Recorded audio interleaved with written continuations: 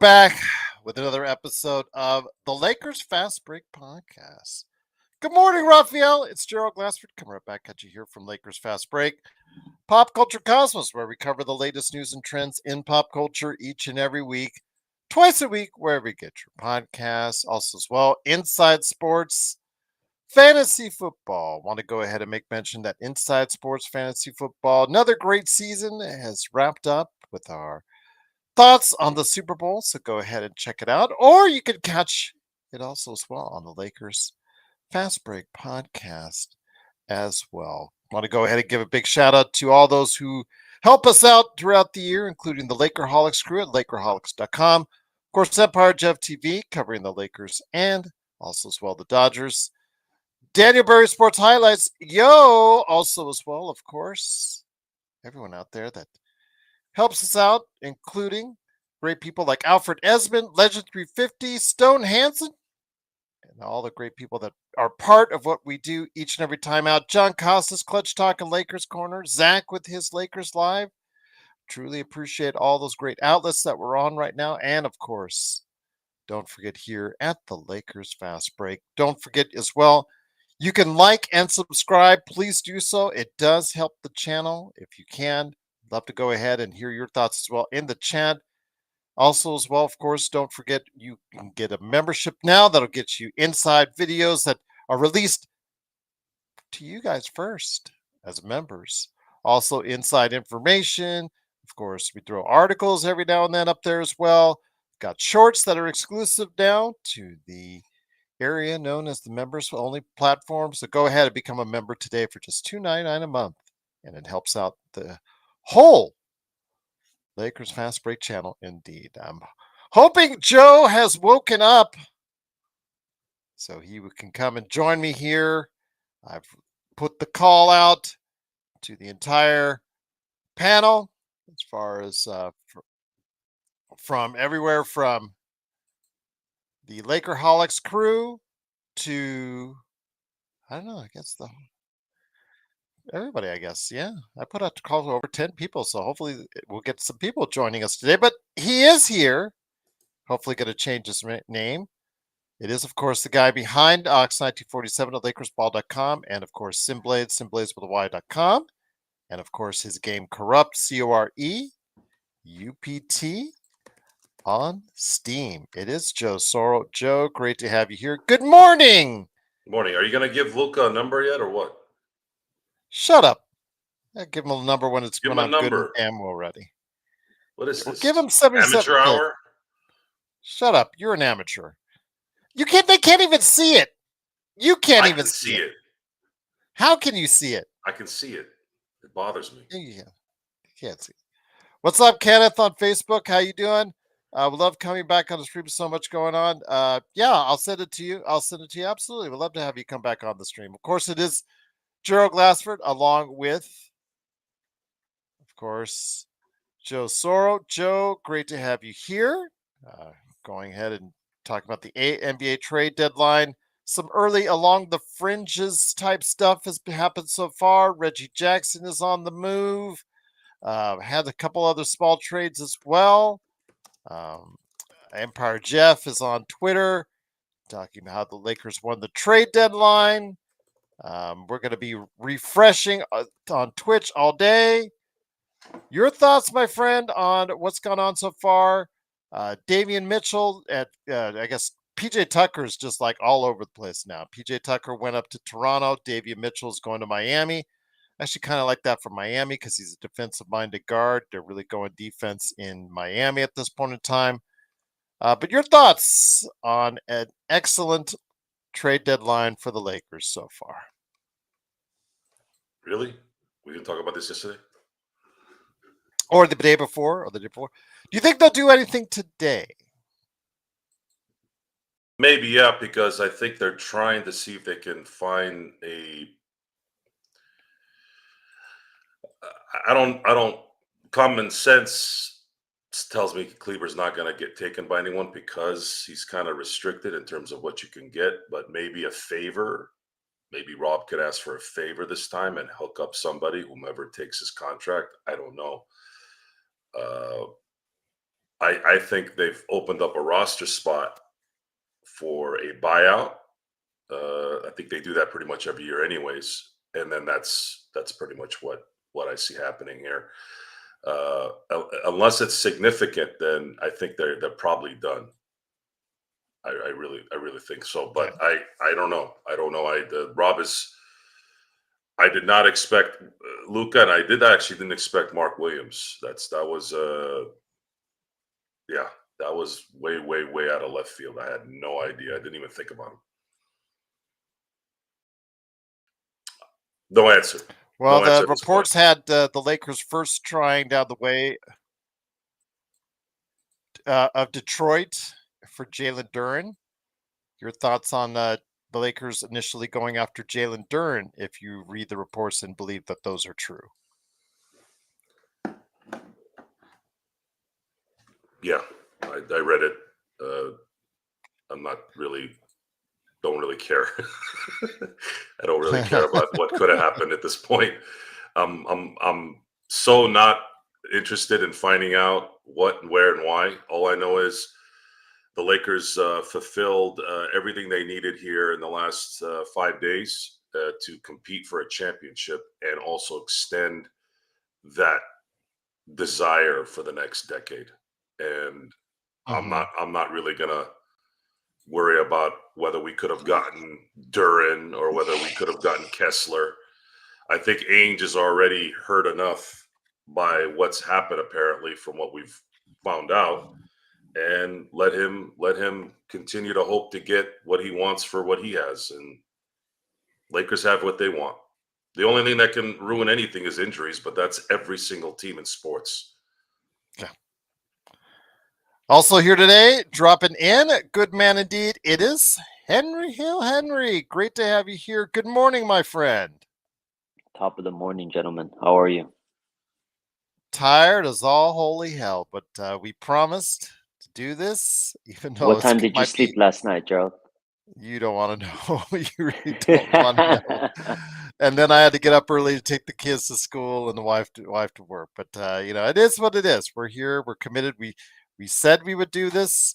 Thinking at the time we were going to be needing a lot of stuff, and there'd be a flurry of Lakers activity just before the deadline. There still might be some activity, Henry, but right now, with where we're at, let me hear your thoughts, my friend. I know we only usually get little bits and pieces from you when you're on playback, but now that we have a chance to talk, let me hear your thoughts on exactly the Luka trade, adding Mark Williams, just your overall thoughts on what the Lakers have done this trade deadline period.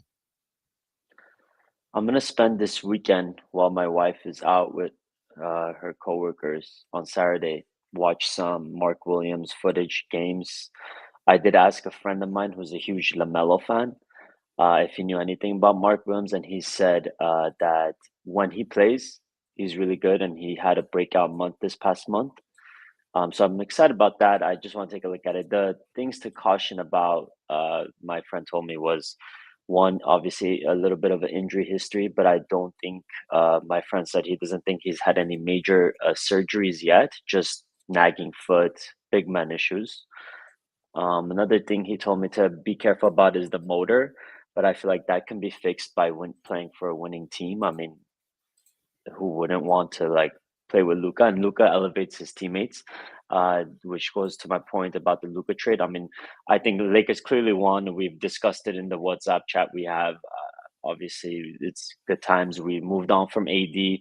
It sounded like a little bit of reports are coming out that they weren't planning on extending AD either in this summer, or there's trade talks going to happen. I think it just got accelerated now. I'm Hmm. excited, man. I'm excited. I feel like I was telling my wife earlier today, with all the moves going on, I feel like Rob Pelinka after the Russell Westbrook trade was just so hesitant to not make another mistake. But I feel like this got his aura and confidence back. Yeah, it did, and absolutely. And so you, myself, and Joe have been really hard on Rob Pelinka over the years, and he, as I've said, he was part of some of the worst trades in Lakers history, but he's also now been part of some of the best in most likely what will be Lakers history as well. As for now, everybody else in LA is reevaluating Rob Pelinka's performance going forward. How are you feeling about Rob Pelinka at this point in time? How can I not feel great? You got to give the Ah, man his props. Props where it's due. He did what he had to do. He executed great trade. No one knew about it. Everyone was in shock. He got Luka Doncic. I mean, Mikal Bridges went for like 5 first-round picks, and we only gave up 1 first-round pick. Granted, we did give up AD as well. I'm feeling good about him. I'm feeling good about him. Hey, props where it's due. Let's move forward. I really do think this team has a shot with these new additions. I really do think so. I think the West is wide open.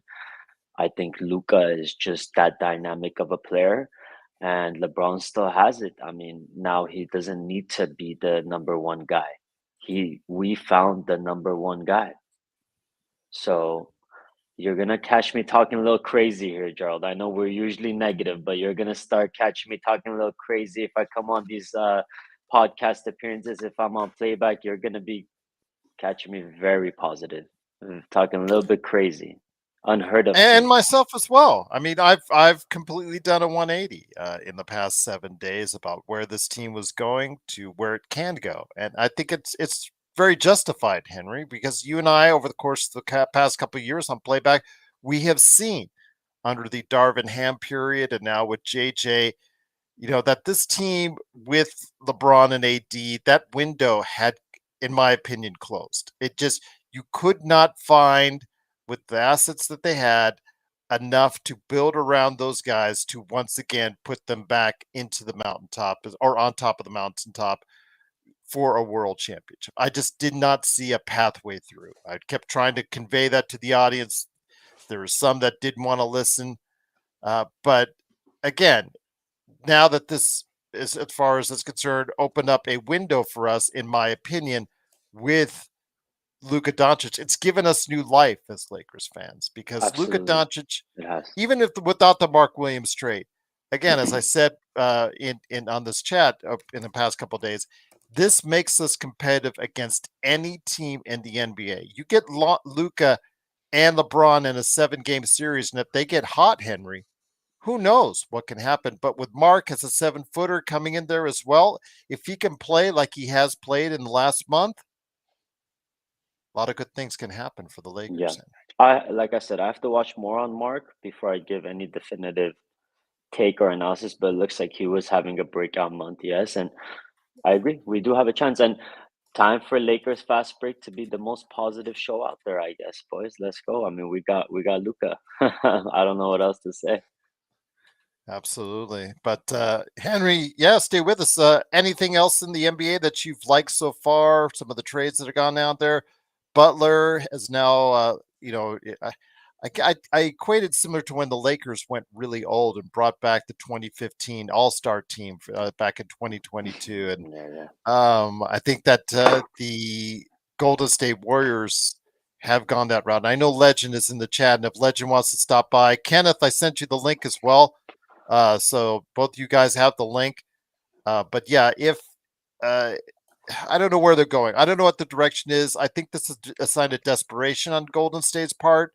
I don't think it's really going to pan out. I mean, Jimmy, what does he have left? And the fact that you gave him a year extension on top of what he was going to be able to get already at 50 mil or whatever he's going to be making. Yeah, that very puzzling times if you're in Golden State.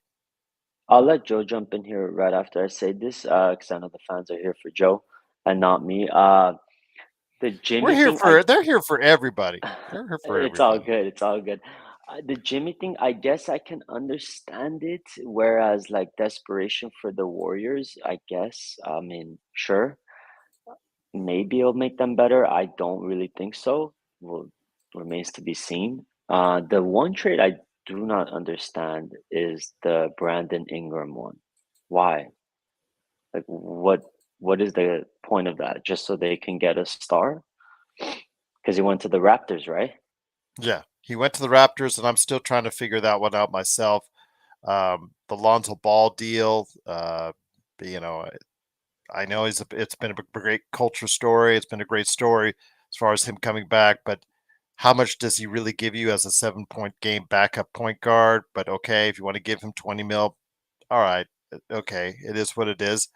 Yeah, there's some puzzling moves that I've seen so far been made this NBA trade deadline, but yeah, the Golden State one is, and the Toronto ones are really the ones hardest for me to figure out there, Henry. Yeah, me too. And then also one minor trade, Jonas to the Kings. I don't understand one either. Kings are just a horrible organization. But I'll let the boys talk. I'll mute myself. Thanks for having me on, guys. No, always good. Before I bring Jamie on, I wanted to go ahead and hear your thoughts, Joe, on this Jimmy Butler trade. Again, I called it desperate. I don't think Legend, who is our Warriors expert in the chat, will probably disagree with me on that. Your thoughts, though, on the Jimmy Butler trade as the account. Do you think this is a reactionary move to what the Lakers did, Joe? No, it has nothing to do with the Lakers. And Toronto's acquisition of Brandon Ingram was, we're tired of losing, and this guy will help us win more. That's really all that deal was. At some point, I'd like to think someone who's probably competitive. Masai might be a lot of things, but I'm assuming he's probably a competitive guy, and constantly losing doesn't help. So maybe he thinks. Yay! A Thank subscriber. you, June, for subscribing. By the way, You. the Just- yeah, Brandon Ingram going to Toronto, I believe, has to do with winning. They want to win. The East. The East is it's a weird conference. You know, you think they're going to come up every year, and they do in spurts, and then all of a sudden you start seeing certain play, and you're like, is it still too top heavy? Is it really only one team? Is it really only two teams? So when you have that kind of inconsistency, you're going to have a chance to compete, especially with Adam Silver's 15-team playoff, chance now with the way it's structured. The the Jimmy Butler thing is simply Golden State is just toast. See, at least the Lakers had Anthony Davis. I'm sure that if Golden State had a prime Draymond Green, even though a prime Draymond Green is nowhere near an AD, they would have been able to fetch something back that would have been able to help Steph Curry. But they didn't have that. They just don't have anything to send out, and their draft picks are somewhat marginal. This is pretty much the best deal they can do, and they have to pay somebody, so they're going to pay Jimmy and cross their fingers, hope that they can get in the playoffs. And again, Toronto, going back to the Toronto thing, you also want to try to get some playoff games in the system here, because you get a lot of money in that business, and that's important. Money is important for the gate. It still is for a lot of these guys, and that will help instead of just not making the playoffs and hoping for a bouncing ball to give you a player that eventually will end up being a Laker anyways. It's hard. It's just disheartening that that's how it usually ends up. I said that for Jamie because I knew he'd get a kick out of it. So yeah, I truly believe that both teams, in terms of the Brandon Ingram going to Toronto and Jimmy Buckets going to the State, are simply about winning. They want to win a little bit more than they have.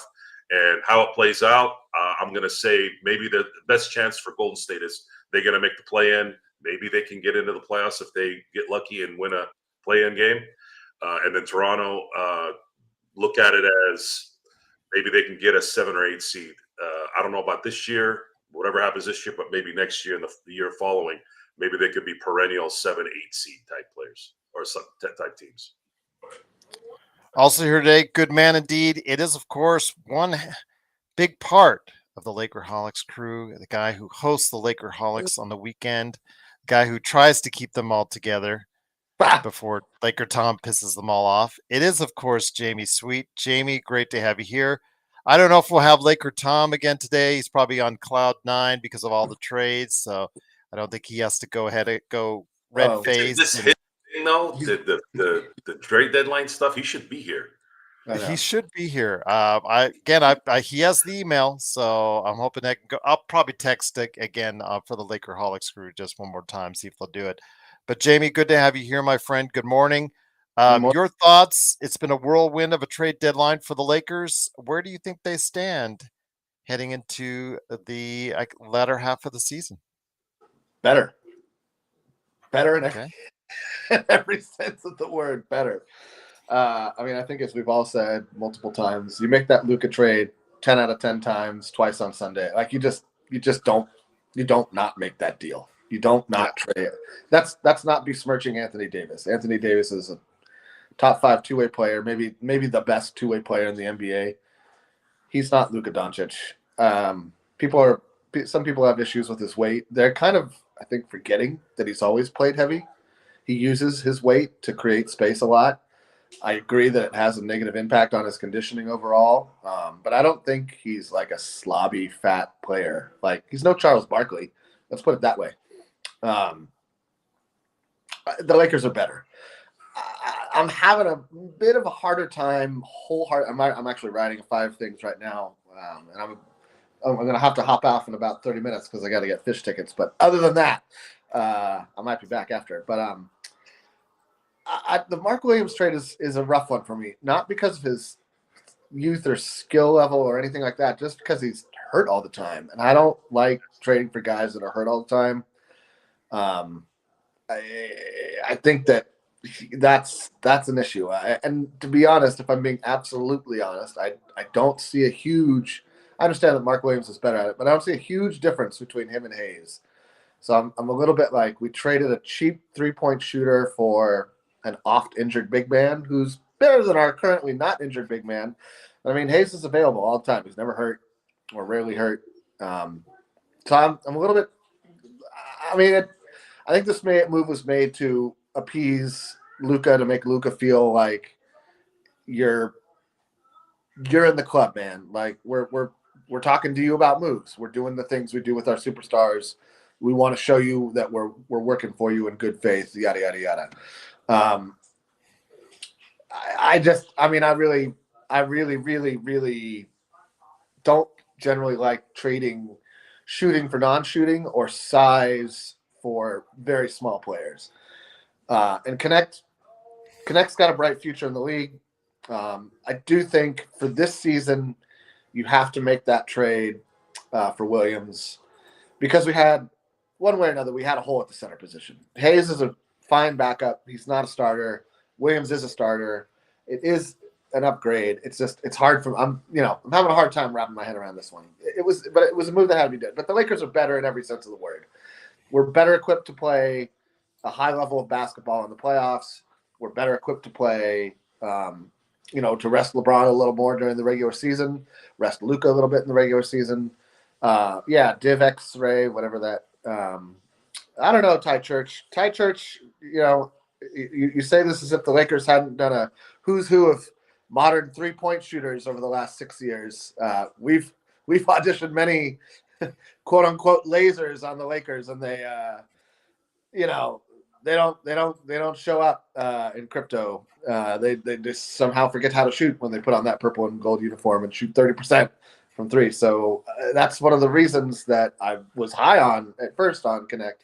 And that's not lie. I think if Connect had been playing like he had played in November all season long, this trade doesn't get made. He'd had a significant drop off since the first 6 weeks, 8 weeks of the season.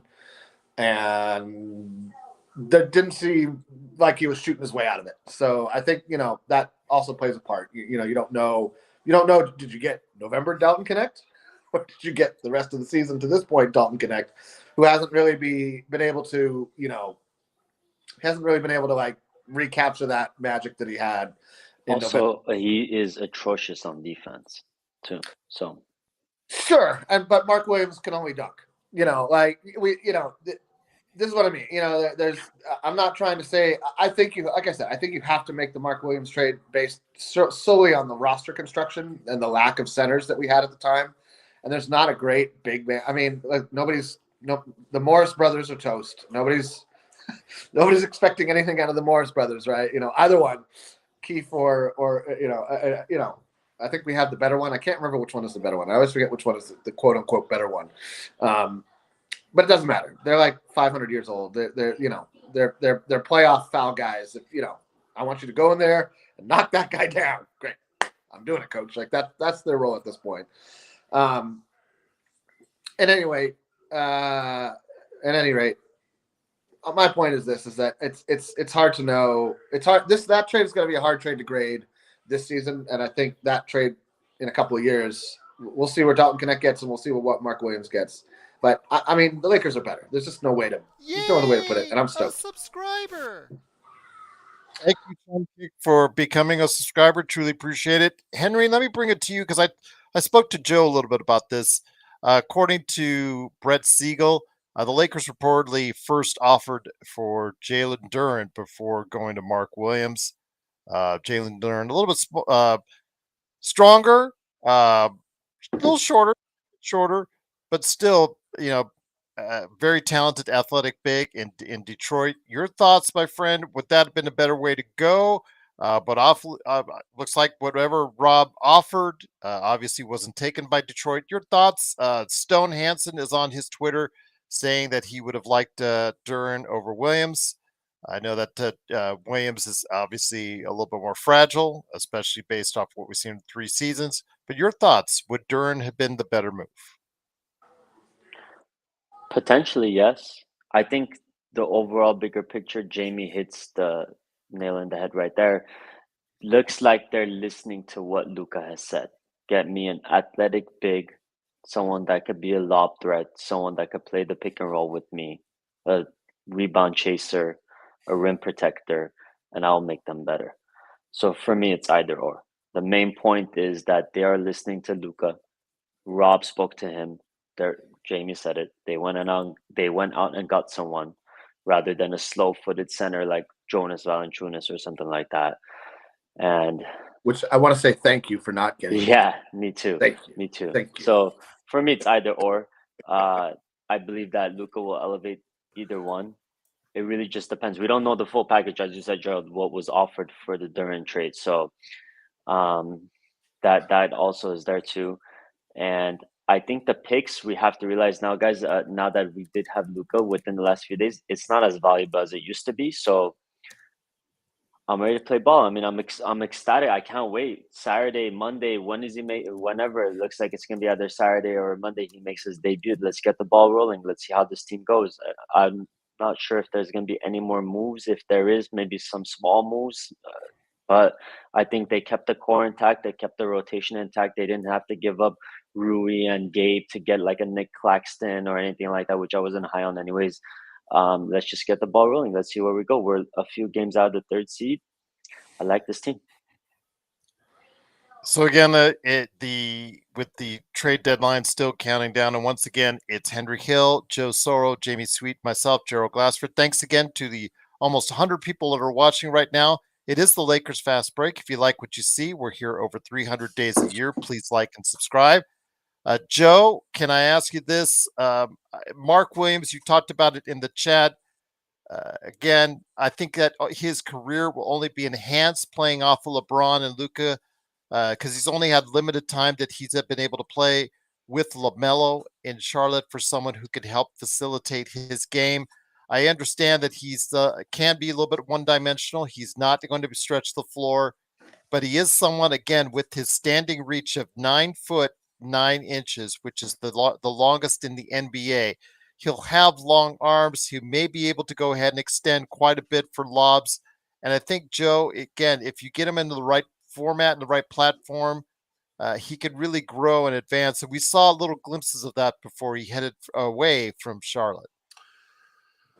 I tend to agree with BTS in terms of, I don't know if it's for sure, but it does make sense that maybe Detroit was asking for someone besides Connect, maybe Austin Reeves.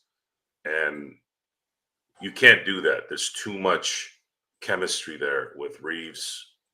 Same thing with Rui. And I know we didn't say this a month ago, but you also, and definitely not Gabe Vincent, but what has happened since then is there has been a renaissance by Gabe Vincent and Rui and Austin Reeves have, and maybe, and see, this is the other problem, and I don't want to keep harping back to mistakes we made about Rob Pelinka and all that. Look, Rob made mistakes that he will always have to own up to. He screwed up. That 2022 setup was a bad deal. My issue is I made it sound personal too much, and a lot of it maybe is personal. I don't know, but I wanted to get that out of the way. It wasn't personal. It sounded personal, and it doesn't matter what I say. It's always going to sound that way, and I was pretty brutal about it. But that's gone. Okay? I've said what I said. It's over. He made mistakes. There's still bad mistakes, but just like on a play when someone turns the ball over or misses a dumb shot, if you make up for it, that's part of this whole sports thing. You got to be able to come back. You got to have a short memory, whatever, all those cliches. So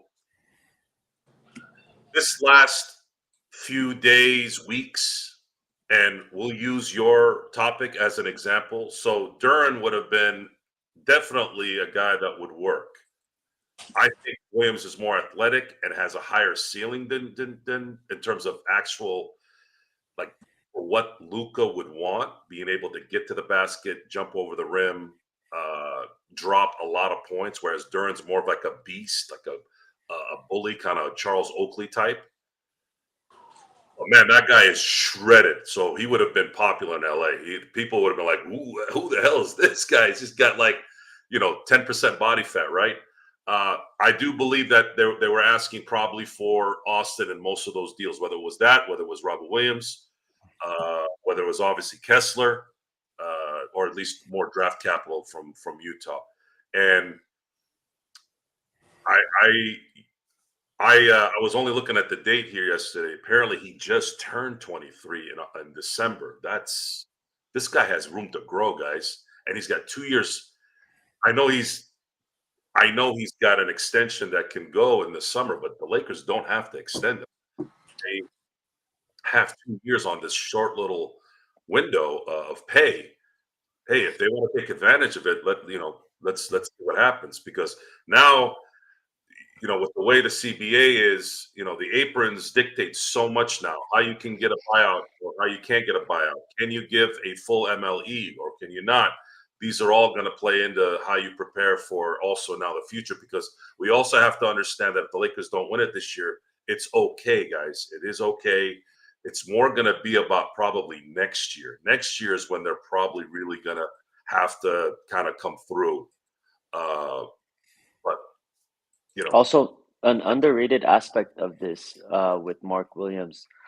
Did you guys know he shoots 79% from the free throw line? Yeah. That's the Claxton buster right there. So Claxton would have been a good pickup. The problem is not having a reliable guy hitting free throws, and we already have that problem with AD late in games. I know we are not going to give the ball to Mark Williams at the end of games, but with the way the NBA is, he might find himself getting the ball, and at least we know now he's probably going to at least hit 1 of 2, not 0 of 2 at the very least. So yeah, that's a good point. And I mentioned before, Joe, that he has in a playoff game gone 0 for 10 from the free throw line. So that's not exactly the greatest thing you want to hang your head on right there if you're next Nick Claxton. But yeah, I'm glad that they steered away from him. I didn't like his lower body. He's too thin down low. I really think if you're asking him to go ahead and guard Jokic, I think Jokic would swallow him alive. And then, just like you said, the issues with the free throws. So Mark is a little bit of a bigger body. Again, there's no perfect player that's going to be able to guard Jokic. I mean, Zubats, we've seen Zubats in recent weeks be able to dominate Wembanyama, but also as well be able to hold a little bit against Jokic. But even with his size, can't. There's just no one that's going to be able to singly guard Jokic. I mean, so he's you're the kidding best yourself player if in you think NBA. that one person. Yeah, exactly. And with Claxton, guys, one aspect of, forget about the basketball player, the contract, he's 27 million this year. I felt like if you did trade for him, you're getting rid of a Rui and a Gabe, which matches, right? But then you're creating another problem. So I think they got the best with what they could. I mean, it sucks to give up a shooter like Connect. He's promising, but they needed a big man. And that's what you got to do. You got to give up something in order to get something. And again, the Lakers coming out of this with a center for the future and a player, a star for the future. So, Jamie, again, what are the people at Lakerholic saying? What is Michael? What is Laker Tom saying? I don't know if Laker Tom is going to join us. I put the call out for him. Maybe he's just too much in a euphoric state. I guess he can't go off on Rob Pelinka this year. So maybe he probably won't. Maybe he won't join us. But what's the word at Lakerholics.com? And Joe, I'm going to ask you the same thing about LakersBall.com. What's the word amongst these groups that we often refer to on the show? I mean, I think everybody kind of went through the same stages for this trade. First, it was shock. Nope, because and I said this on our Saturday and our Sunday show. This is why, and I will say this for forever. This is why I pay almost zero attention to mass media. This is why I don't care what the insiders say. This is why I don't pay attention to ESPN or Twitter X Blue Sky, whatever you call your whatever. It's not important. It's not real. It doesn't matter. Shut it off. Walk away. You'll save your soul. I guarantee you. Same with Spotify. These people don't know. Nobody knew this was coming because this is how business is done. And this is, I think, the best part about the Rob Pelinka front office is that it's not the Magic Johnson front office. The bellboy at the Luxor would have known about this trade if Magic Johnson was the GM. The guy who shined shoes outside of Staples Center would have known about this trade if Magic was the GM. The entire planet would have known about this trade before it happened if Magic was the GM. This is what I like about Rob Pelinka and what I have always liked about Rob Pelinka. He keeps it in the house. He keeps the lid on it. Nobody knew the Westbrook trade was going to go down. There was no Lakers, like nobody knows. So you don't need to listen. You can reduce the stress in your life by tuning them out because they don't know and they don't matter. That's my number one thing. Looking at, I'm on Lakerholics.com just to answer your questions. Laker Tom is posting there. Let's see. Last post was about an hour and 45 minutes ago. He's got Lakers' potential starting lineup as being Luka, Reeves, DFS, LeBron, and Williams. I think I would switch DFS for Vando and start Vando at the 2 and not put Luka in the position of trying to guard 2s, 1s and 2s, because in that lineup, Dorian Finney-Smith or LeBron is the small forward, I guess. And I think with LeBron and Luka, and Reeves, who gets picked on, I think that's a little bit too slow a foot, too bulky of player starting 5. The other one is got Hayes in the start. Oh, it had Hayes until the until 5 minutes after he posted it. He had Hayes in there, and then he switched it to Williams because nobody knows what's going on. Yeah. Laker Tom's probably riding the trade dragon today. He might not be able to,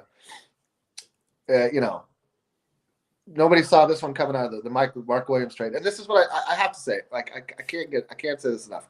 I hate clickbait. I truly, with a passion, hate clickbait in all things. News, sporting news, gardening. I hate it. It's the worst. It's just a soul sucker. It sucks the soul. Like, those monsters you see, though, from like Harry Potter or whatever movie about the thing that eats your brain. Anyway, point being, I will say this. Laker Tom was devastated that the Bulls agreed to that 2-year extension with Lonzo Ball. He's still bummed about it. I can't. I just can't. You have to add that monster sound to the soundboard. What he just did. Yeah. I wish I could. No, I bet there's a way to add sounds. I'll look into it, Gerald. But I'll look into it. We should customize the reaction board because some of them take way too long to finish. Like you start the applause and everybody just sit there while you wait for it to end. applause. So there. But anyway, everybody's nobody's. That's the thing. Nobody saw this coming. But I don't think anybody on the blog, nobody I've talked to, doesn't make the trade for Luka. Not one person on the planet. You don't not trade for a 25-year-old generational talent. It's like you just don't do it. You have to make that deal every time, and so that's the. I mean, and the other thing that's on the blog is there's a lot of people expressing appreciation for AD, and it's funny how much people will express appreciation for somebody who has taken a lot of heat. AD took a lot of heat as a Laker for his availability, for not showing up. But I posted about 3 days before the trade happened, when we had lost to Philly, that you can't build around a player like AD. Once LeBron retires, there was going to be a big problem. You don't build around two-way players who don't demand the ball, who don't command the basketball for the majority of a possession, because there's just too much of a question mark on offense after that. And I don't know that Reeves is ever going to be good enough to command that kind of attention. So I think that I don't think so. I think what Reeves. I agree. Anything we get from Reeves is house money. He's undrafted. Right. But I mean, I would say that he's a perfect starting. Some people like to knock him for not being a starting shooting guard on a playoff quality team. And I kind of tend to disagree with that. I look at him as like a less defensive, more offensive version of Contavious Caldwell-Pope. And that, like, if you look at KCP, all he does, he plays great defense, and he sometimes it can get on a hot streak and shoot the ball really well. Typically performs well in the playoffs, and that's admirable. But like, he's also good for one turnover a half at best. Like, he's good for one boneheaded pass to the opposition per half. And that's if you get out with just two, you're lucky to be alive. So there's no perfect player. Luka's not a perfect player. He's got weight issues. He's never gonna be a top 5 defender at his position, and that's fine. He does so many other things great. And so I mean, Austin Reeves is either a great 6 man if we can get a better guard, or he's a great glue guard. We saw that all the way up until we let D'Lo go.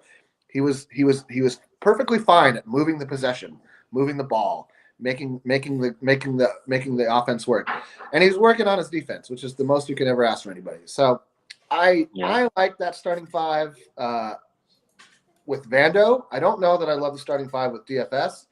It'll be interesting to see. It'll be interesting to see where this lands come the playoffs. Austin is also on one of the most valuable contracts in the NBA right now. It's so cheap, given his production. It's so cheap. And same with Rui, frankly. Rui's shooting 40% from 3 and can guard 3 through 5. Not every single 5. He can't guard Embiid, not really. He can't guard Jokic, not really. But any small ball center he can handle. My only knock with Hachimura is that he's not a great rebounder, but he's a good cutter.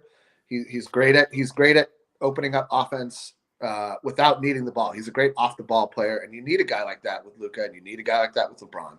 So it's hard for me to see a trade that involves Rui Hachimura that doesn't make the team weaker in some regard, or at least is just a basic lateral move. He's a role player. I mean, he's an elite role player. You could argue he's a little overpaid for being an elite role player, but not really. 20 mil is like the ceiling. I mean, Lonzo Ball's getting 20 mil, so yeah, exactly. Like, let me go ahead and bring. Go ahead. I was just gonna say, Jamie. So Jamie has his thoughts. Again, I'm not in love with Vando offensively. Oh, you're not in love with 5-0 with Vando? Oh, that's cool, Jim. That's fine. I'm not. Well, watch him try to shoot a 3 and watch him try to make a layup, and then you'll realize why.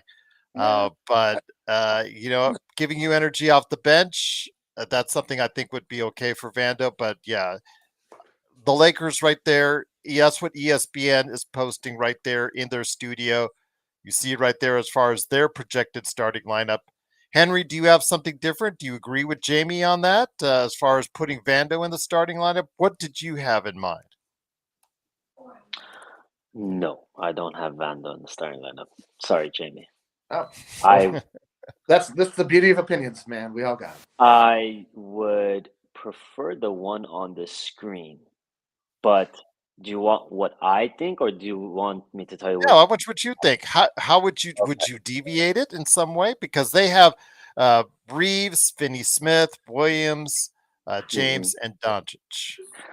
I would prefer, if I was the coach, this lineup. But with politics involved, it's still going to be Rui instead of Finney Smith. Yeah, Mhm. that makes sense. Okay. I think All right. that makes bench kind of a hole on offense, but yeah, I think that's probably true. Joe, do you concur? Or that's the best. What is your starting lineup, Joe? What do you have? I'd like to see it at some point taking advantage of matchups. That includes starting the game with a certain lineup and then bringing in the bench and then matching a particular team's team. By having Rui and Austin come off the bench, you now have two guys that have been starting a lot of games playing against bench guys. You're going to have an advantage there when the guys sit. So that's something to think about. We'll have to see how the chemistry works with everyone. We don't really know how it's going to work.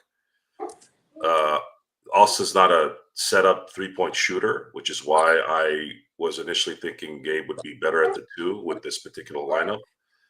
Dorian Finney-Smith is very fluid in terms of being able to guard the 1 through 5. You had just said that Rui's good at guarding, let's say, 3 to 5. Well, I'd rather have somebody that can guard 1 through 5 if we can. And DFS has been hitting that 3. So it's just going to be a matter of, I think, matchups. I think that's what's going to dictate how and what and which chemistry, which flow. Because you guys, we can't really, when we talk about, let's say, a player like Mark Williams and whomever comes here between now and 12 o'clock our time, they're going to be enhanced by Luka Doncic. Luka Doncic made 3 players last year, 3 big guys, look better than they ever have in their careers. BJ Washington, Gafford, and obviously Derek Lively, who was a first pick rookie. But we were talking about Lively like he was been in the league for years. They got exposed in the finals, and see, that's the thing, guys. See, the deeper you get into the playoffs, the harder it's not a cliche.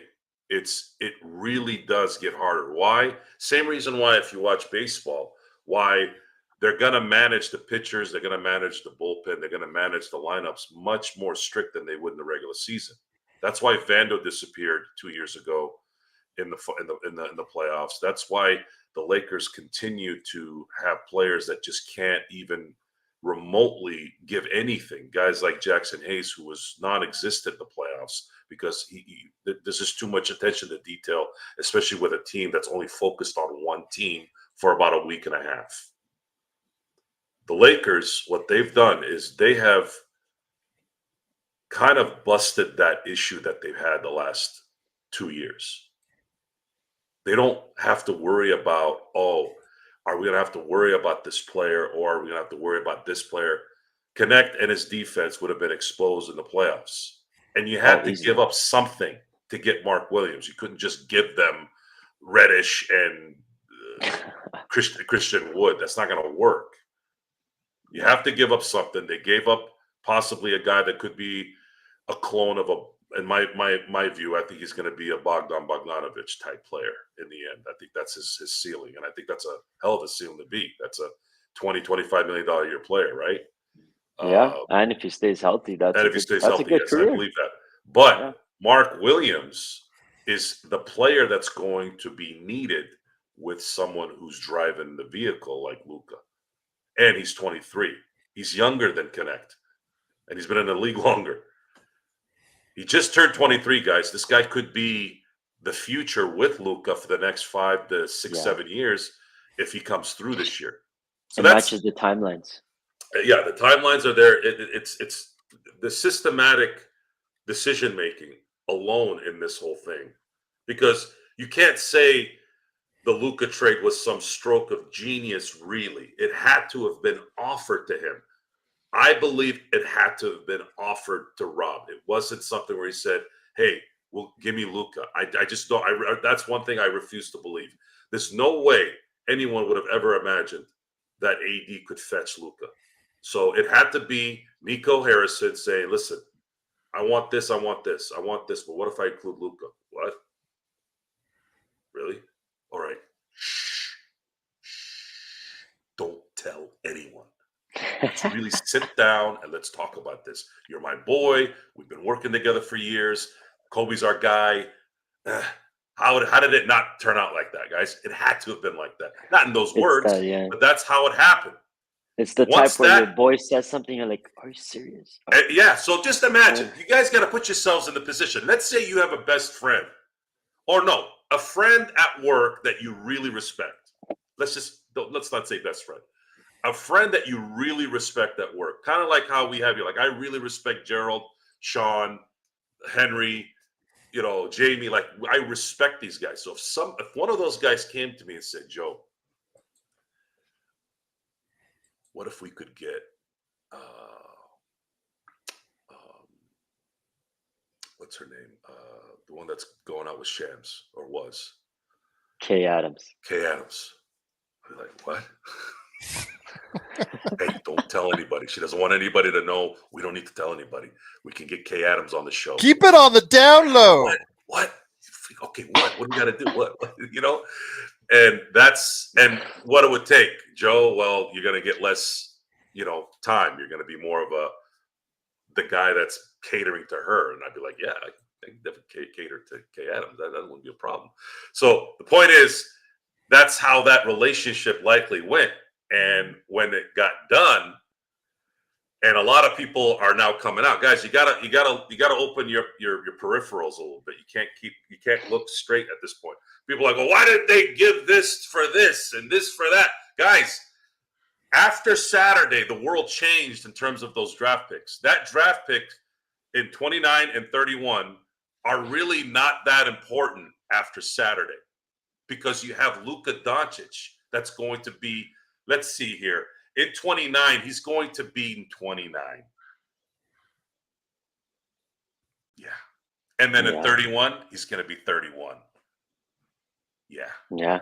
I don't think you have to worry about all of a sudden relinquishing a lottery pick at that time.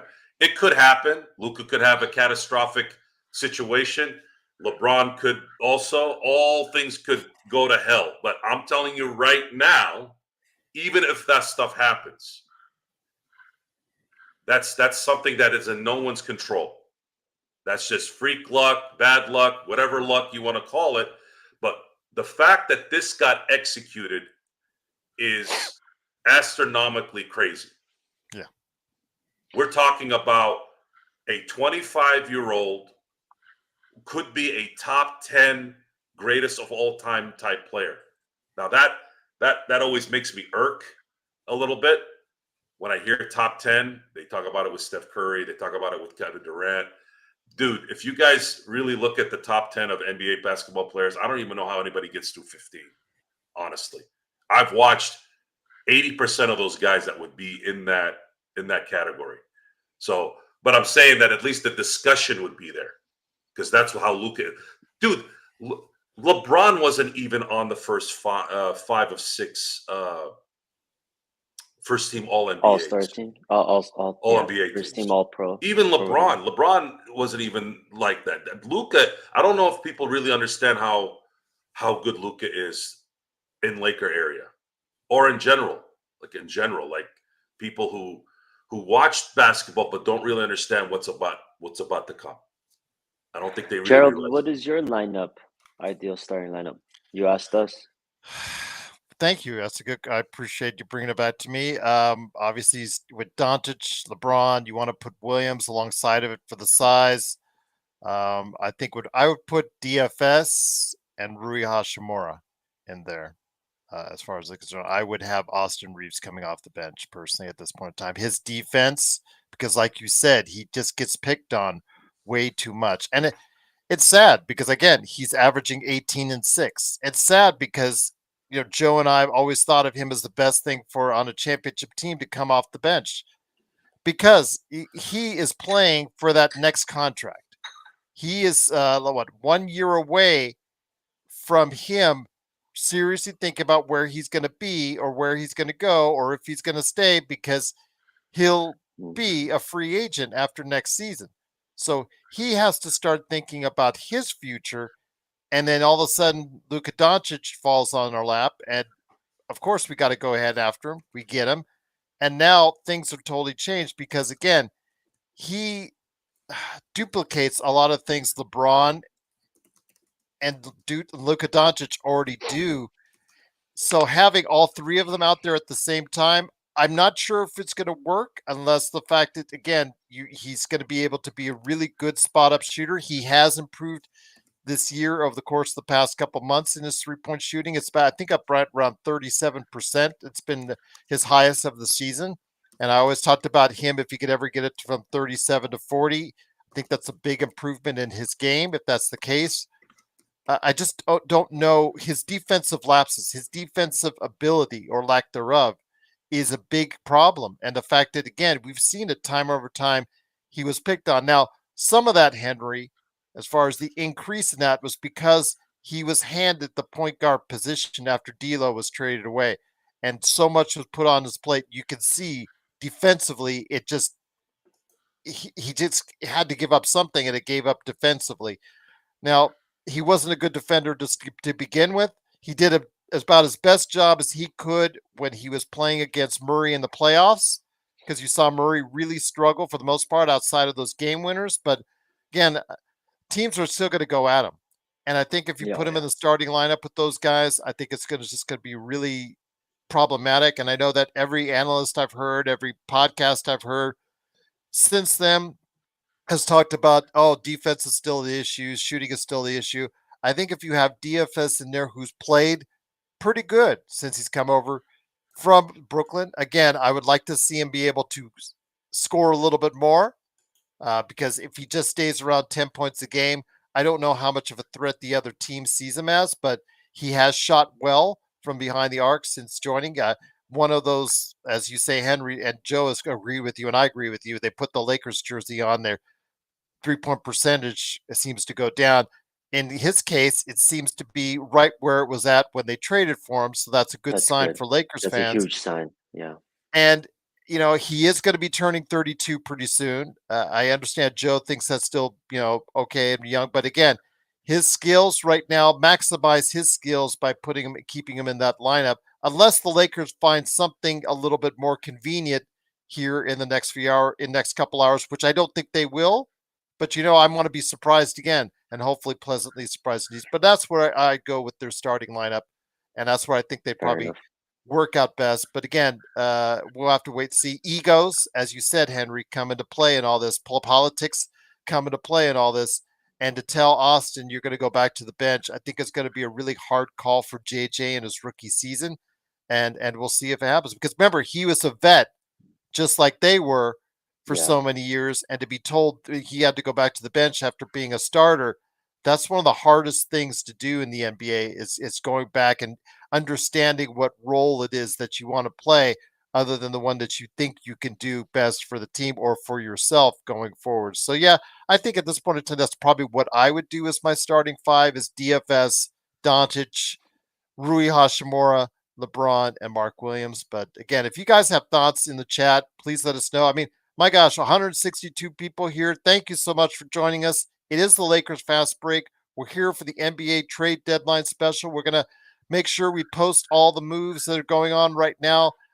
We've got responses from England, Ghana. Oh, it's everybody out there overseas and also domestically here in the U.S. Thank you so much for being a part of what we do. But Henry, while I check on what's going on, if on the trade deadline, if there's any moves that have been made, I want to go ahead and check on that and update here in a second. But Henry, I mean, the Austin Reeves conundrum, I think it might be a little bit of a problem because, again, we all see him as a fit somewhere other than probably where he'd like to be at this stage of his career.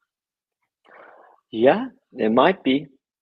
I mean, I personally think it will enhance his offensive game playing alongside Luka and LeBron, because ever since they got rid of D'Lo, he's been the focal point of the other team's point of attack defenders. So I think definitely this will help his offensive game. But we all know he has the defensive struggles on the other end.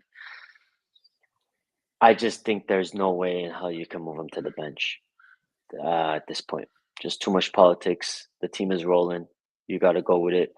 I think lineup changes, guys, will most likely happen, as Joe says, playoff time, dependent on matchups. That's usually where politics gets put to the side. You're 16 wins away from a championship, and you just do it for the greater good. Come off the bench, play whatever role you need to.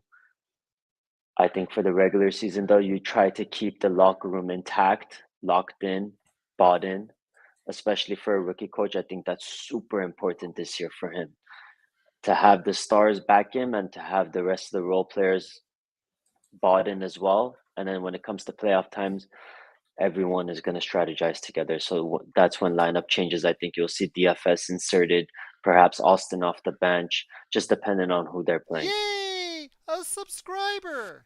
Thank you, Garth, for subscribing. Carrie has a great question for us, and I'm going to hit you up this sec, Joe. Let me hit you first with this, Henry. What is the ideal scenario for you for the Lakers for the last 2 hours of deadline, given the amount So let me hear your thoughts on that. That's a good question. Ideal, if they can get some sort of two guard defender type archetype. I don't know who that would be and with what draft capital, but that would be the ideal scenario for me. Yay! But I think this is going to be the team. Thank you, David. This is going to be the team that they have. Absolutely. No, I think I agree with you. Yay, I don't know how much. A subscriber. Thank you, Hustleman, for subscribing as well. Truly appreciate it. You're killing Joe. Yay, yeah, I have it programmed in there. Joe has one. I do one with Joe as well, where he goes, "Oh, subscriber, cool." Yeah, I love that one. I'm gonna have to actually ask Magic to re-record. I like the yay, a subscriber. Yes. So, I do appreciate everyone out there subscribing. It is, of course, the Lakers Fast Break. We're on over 300 days a year talking the Lakers in the NBA. Joe, Carrie did bring out a good question. What is the ideal scenario for the next 2 hours, Joe? Ideal scenario, if I had to pick, is somehow Rob trading Kleber for something of substance. It's going to be difficult because they can't attach anything to it. So I believe he'd need to get a favor from someone to get maybe a rotational player for him and tell the GM, listen, I'll get you on the next one. I'll broker something. Davian Mitchell, I agree with JP. Davian Mitchell as a defender on the perimeter would have been nice because he can't shoot very well, but he can defend, which is something the Lakers. Look at his contract real quick. I'll tell you if we can give Kleber for him. Kleber's what? 11.5? I think 11, something like that. Yeah. Davian is right now. Well, Davian got traded. He just got traded to Miami. Oh, he did. So, okay, he's at 6.5. So. Yeah, he got traded to Miami earlier this morning, so that's a good pickup. Miami is going all in on the defensive side of the ball. But yeah, a defensive-minded perimeter player would probably be somewhere I lean. Plus, if they had the chance, something to shore up even more on the back end as far as the front line, one more piece, one more body, because if you're worried about Mark Williams' health and whatnot. But again, would you it's do been that a great in trade. The comments right there? Kleber plus additional. I would definitely not do this, but I'm just trying to see if you guys would. Kleber, I think I know your guys' answer, but Kleber plus stuff for Bruce Brown. Absolutely not. The only way I will accept Bruce Brown on this team is if he is bought out and he's going to come here for nickels and dimes. I'm not trading any asset for him. Well, the money doesn't work, and you can't attach Kleber to anything. Kleber's only 11, but you can't attach him to anything, and Brown's 23 on expiring. Brown, again, I know that Brown's name has been mentioned in our chat hundreds of times, Joe, over the past 3-4 weeks. Again, this is not the Bruce Brown that we saw highlighting in the finals 2 seasons ago. He is not the same player. He came back from an injury. He started to play okay. I will give him that. But yeah, I just don't think that at this point in time it's the Bruce Brown everybody can get or see. I do know that if he gets bought out, wherever he got traded to, because he did go in the New Orleans trade from New Orleans to Toronto to New Orleans, so he's in New Orleans. He will most likely get bought out if he isn't traded. But the Lakers can't even get him because under the CBA, they can only get a buyout player if he's under 15 mils. So unfortunately, Yes. I don't think Yeah. Why would Bruce you Brown buy will be out joining Bruce him. Brown? If you're New Orleans, because he's on an expiring, Joe. Yeah. Yeah. They'd probably just keep him. But I don't think if they're they gonna buy can't him move out. him. No, I think Well, no, they're If gonna. they you're can't move still him New Orleans. You're still getting the 22 million plus off the expiring off your books. books. Yeah. But you're just the only thing that you send him to away. He signs with a Somebody would contender pay for $1 to million. get him, I believe. If not, then you keep him. I I wouldn't buy him guess out. an ideal next 2 hours for me would be a way to get below the first apron if there is a way.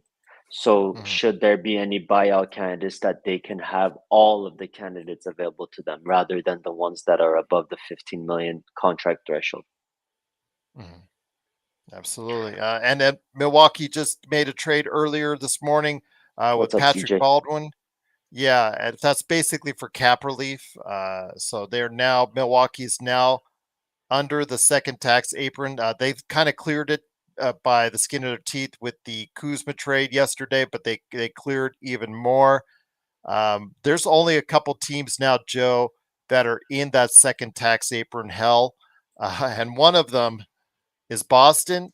And if you're Boston, again, we talked about you're going all in. You got a team that's capable of winning a championship. It's going to get even more expensive next season. But hey, when you've got a championship team, that's what you do.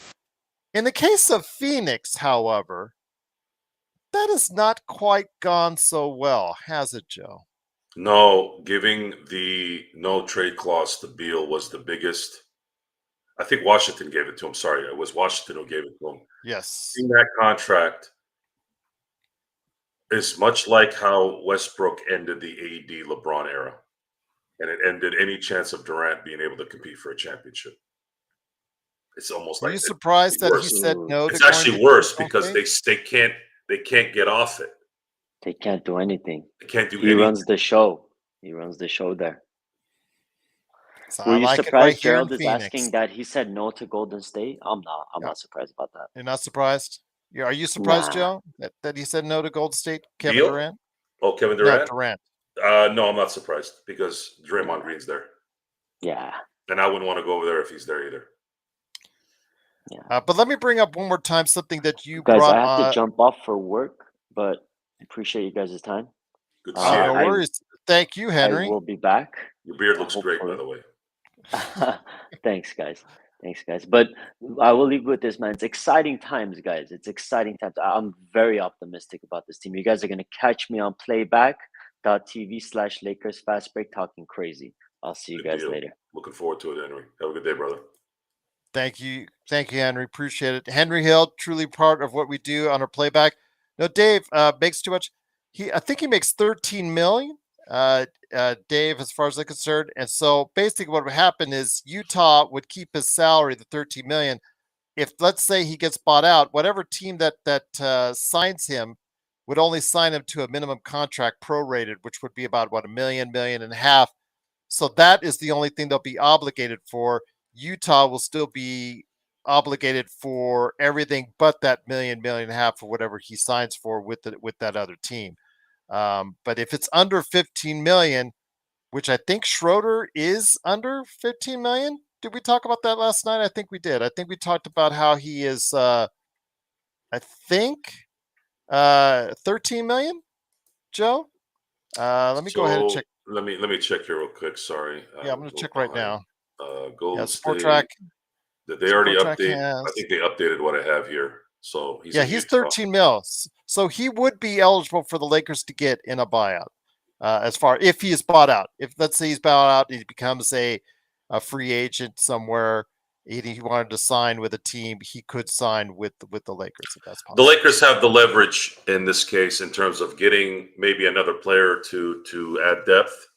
They don't have to give up really much. If somebody doesn't want to play ball, Rob's like, all right, no problem. Have a good day. They control how they finish off this roster. The only thing I'm pretty sure are very, very hoping to get is somehow get Kleber out.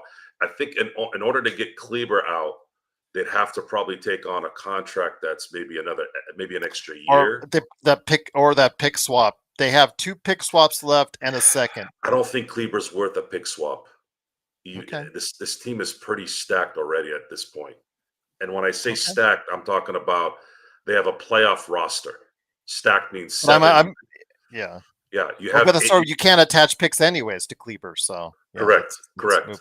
Yeah, I'm sorry. Yeah, I totally blanked on that. Yeah, I mean we're like we can't think conventionally, I guess, with Kleber if you can't attach. It's been hard to catch up to this new CBA. I've been catching myself making mistakes, and we all know we're not Larry Kuhn with this stuff.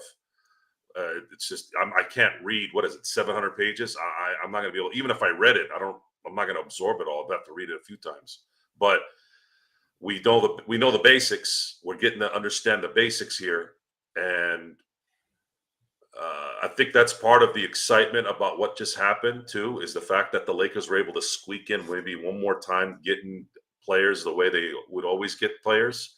And now, if this is the case in the future, then you can adjust. Plus, salary cap will be going up. Therefore, you're going to have the ability to make sure that you're in a good spot.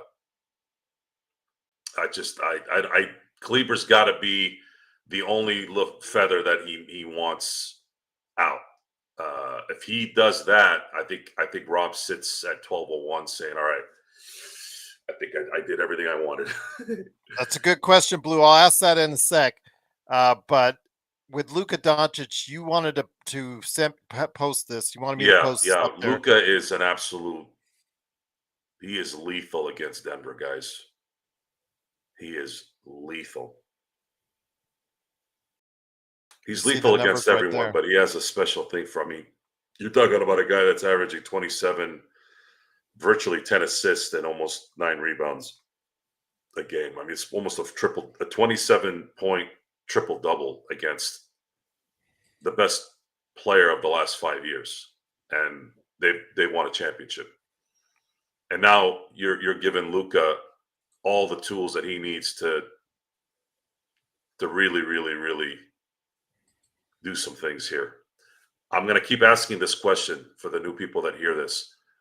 If you replace Kyrie Irving with LeBron James last year in the finals, who wins the finals? Good question. I want you guys to don't think of it outside. Think of it as an observer. Don't think of it as a Laker fan. Really understand what happened. If you watched the finals, if you didn't watch the finals, you're not going to really know what happened. But it was identical. To me, it was identical in how Detroit beat the Lakers in 2004. They let Shaq do his thing, and they just hounded Kobe Bryant. That's what they did to.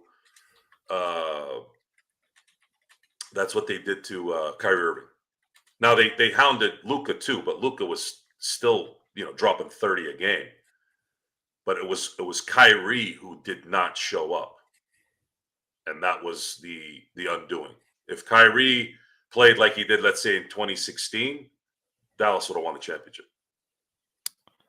But before we get any further, I think Blue is in suspense.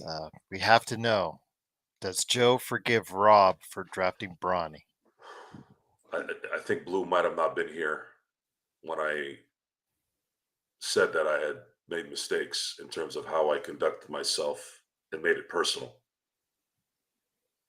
That's my regret.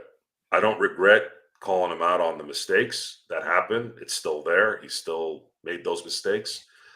But I'm upset at myself for making it personal between him and Jeannie too. Jeannie, I think I was maybe even more harsh against. I called her incompetent. I think I called her stupid. That's not good. That's stupid on my part for doing that kind of stuff.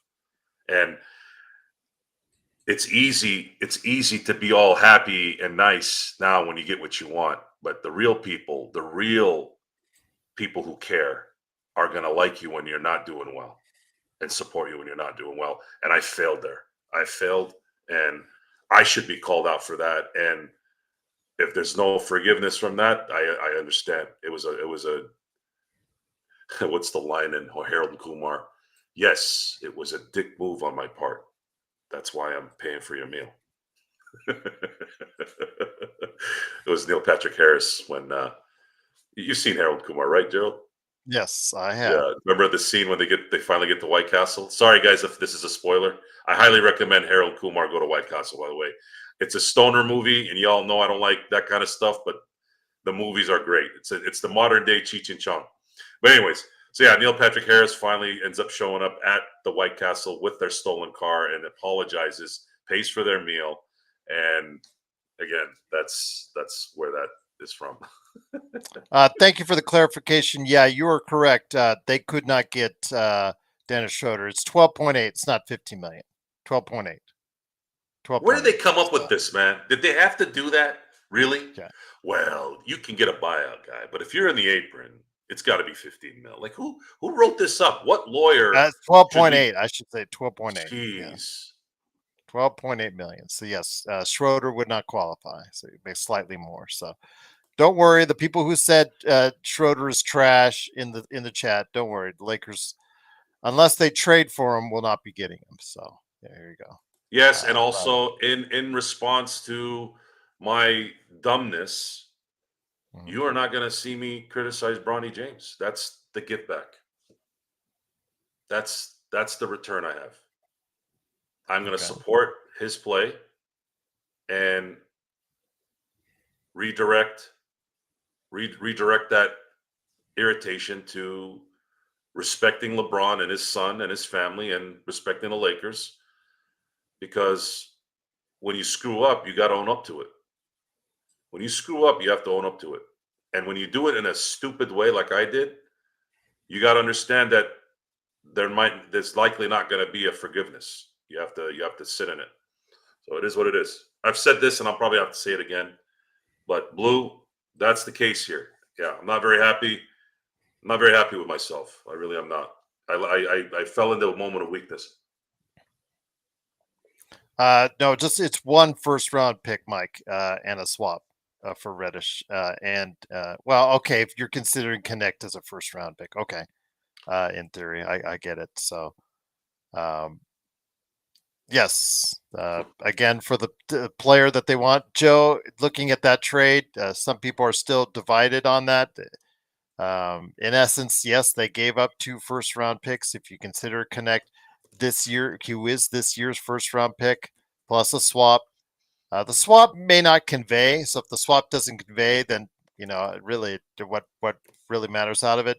Reddish, just as filler, really was going to be somebody that's just going to be only in case break it emergency type player for the Lakers going forward, as he's been pretty much throughout his entire tenure. I think it was a good deal. This is the guy that again at 23 has a lot of upside, and somebody who with Luka and LeBron could develop quite nicely. So I think you have to take a chance. I love Connect as a shooter, as a scorer, what he could potentially do or be in the league. He is probably one of the worst defenders in the league, and I called him soft as tissue, and I can't take away from that because he is soft as tissue now. But if he ever finds force and just finds some type of drive to be even coming close to an adequate defender, man, he's got a great touch. He's going to be a great scorer in this league. So I think Charlotte got themselves a good player in Connect. Just got to be able to play some defense. But you got to take that chance when you got a guy with a lot of upswing and Mark Williams, Joe. Younger than Connect, been in the league longer too. I'm not too concerned with injury history. Everyone has injury history in the NBA these days. Who doesn't? What's his name up in New York now? Bridges. That's it. That's the only guy that plays 82 games a year. So yeah, it's an interesting thing. I saw a second interview with Markieff Morris today, and he reiterated again, much clearer than the first interview he did with Ali Clifton. He keeps saying Luka is a low maintenance guy. And he's when a they vet. talked He's about been his around. when they talked about his conditioning issues, he's like, whatever issues he's having, it doesn't look like he has a lot of issues. He's still doing what he's doing. So, yeah, his teammates love him. Kyrie is calling him his hermano.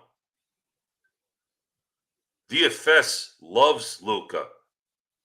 Markieff loves Luka. What the hell is going on here? What is going on in Dallas? What did Luka do that bothered them so much? And we're going to find out eventually. We're going to find out.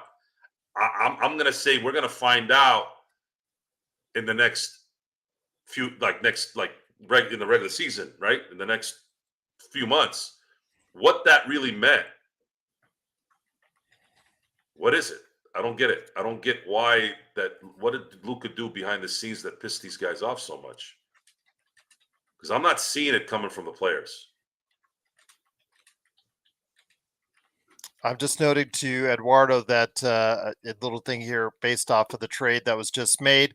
Phoenix Suns are trading Yusuf Nurkic, who I think had lost his favor with Mike Budenholzer. In fact, he communicated that he hadn't spoken to Budenholzer in weeks, and so he became persona non grata there. And a 2026 first round pick to the Charlotte Hornets. That 2026 first round pick might be something. To the Charlotte Hornets for Cody Martin. So we have the distinction, Joe, of both Martin brothers being traded in this trade deadline, because Caleb Martin was traded yesterday. Vasily Mishek and a 2026 second round pick, according to ESPN. So I know that Eduardo was like, is he going to be able to be bought out? And there's another year on his contract, so I don't think he'll be bought out just yet. I think that's part of the reason why he was a little bit unattractive in a trade, and Phoenix had to attach the first round pick to it because, just that situation went dire with Yusuf Nurkic. So there you go, my friend. Charlotte's still wheeling and dealing, getting a whole bunch of picks. That 2026 pick might be good the way Phoenix has been playing. So who knows, Joe? Who Well, knows? this is the Charlotte? new regime somewhat. It's Yeah. not the Mitch Yeah. Kupchak Jordan thing. Mhm. They're probably trying to do what Oklahoma City did, which, hey, this is a good thing, guys. I'm not saying this because they helped the Lakers, but this is a good thing. I want all teams to be doing well. I don't want when all the teams are doing well, it's better for the league, it's better for viewership, it's better for TV, it's better for everything. You don't want Charlotte to continue to stink or New Orleans to stink and Toronto. You don't want that. Well, Phoenix made that trade with Utah when they traded one first round pick, a better first round pick for 3 back at the end first round picks. So this will probably be this is one of those for back of the first round picks most likely. So we'll see how it works out for Charlotte. But yeah, that's why they did it, so they could attach some of these bad players and bad contracts away from Phoenix, Joe.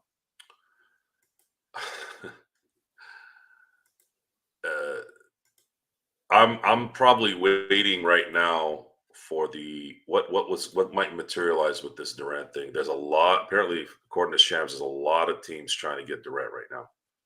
I don't know who, but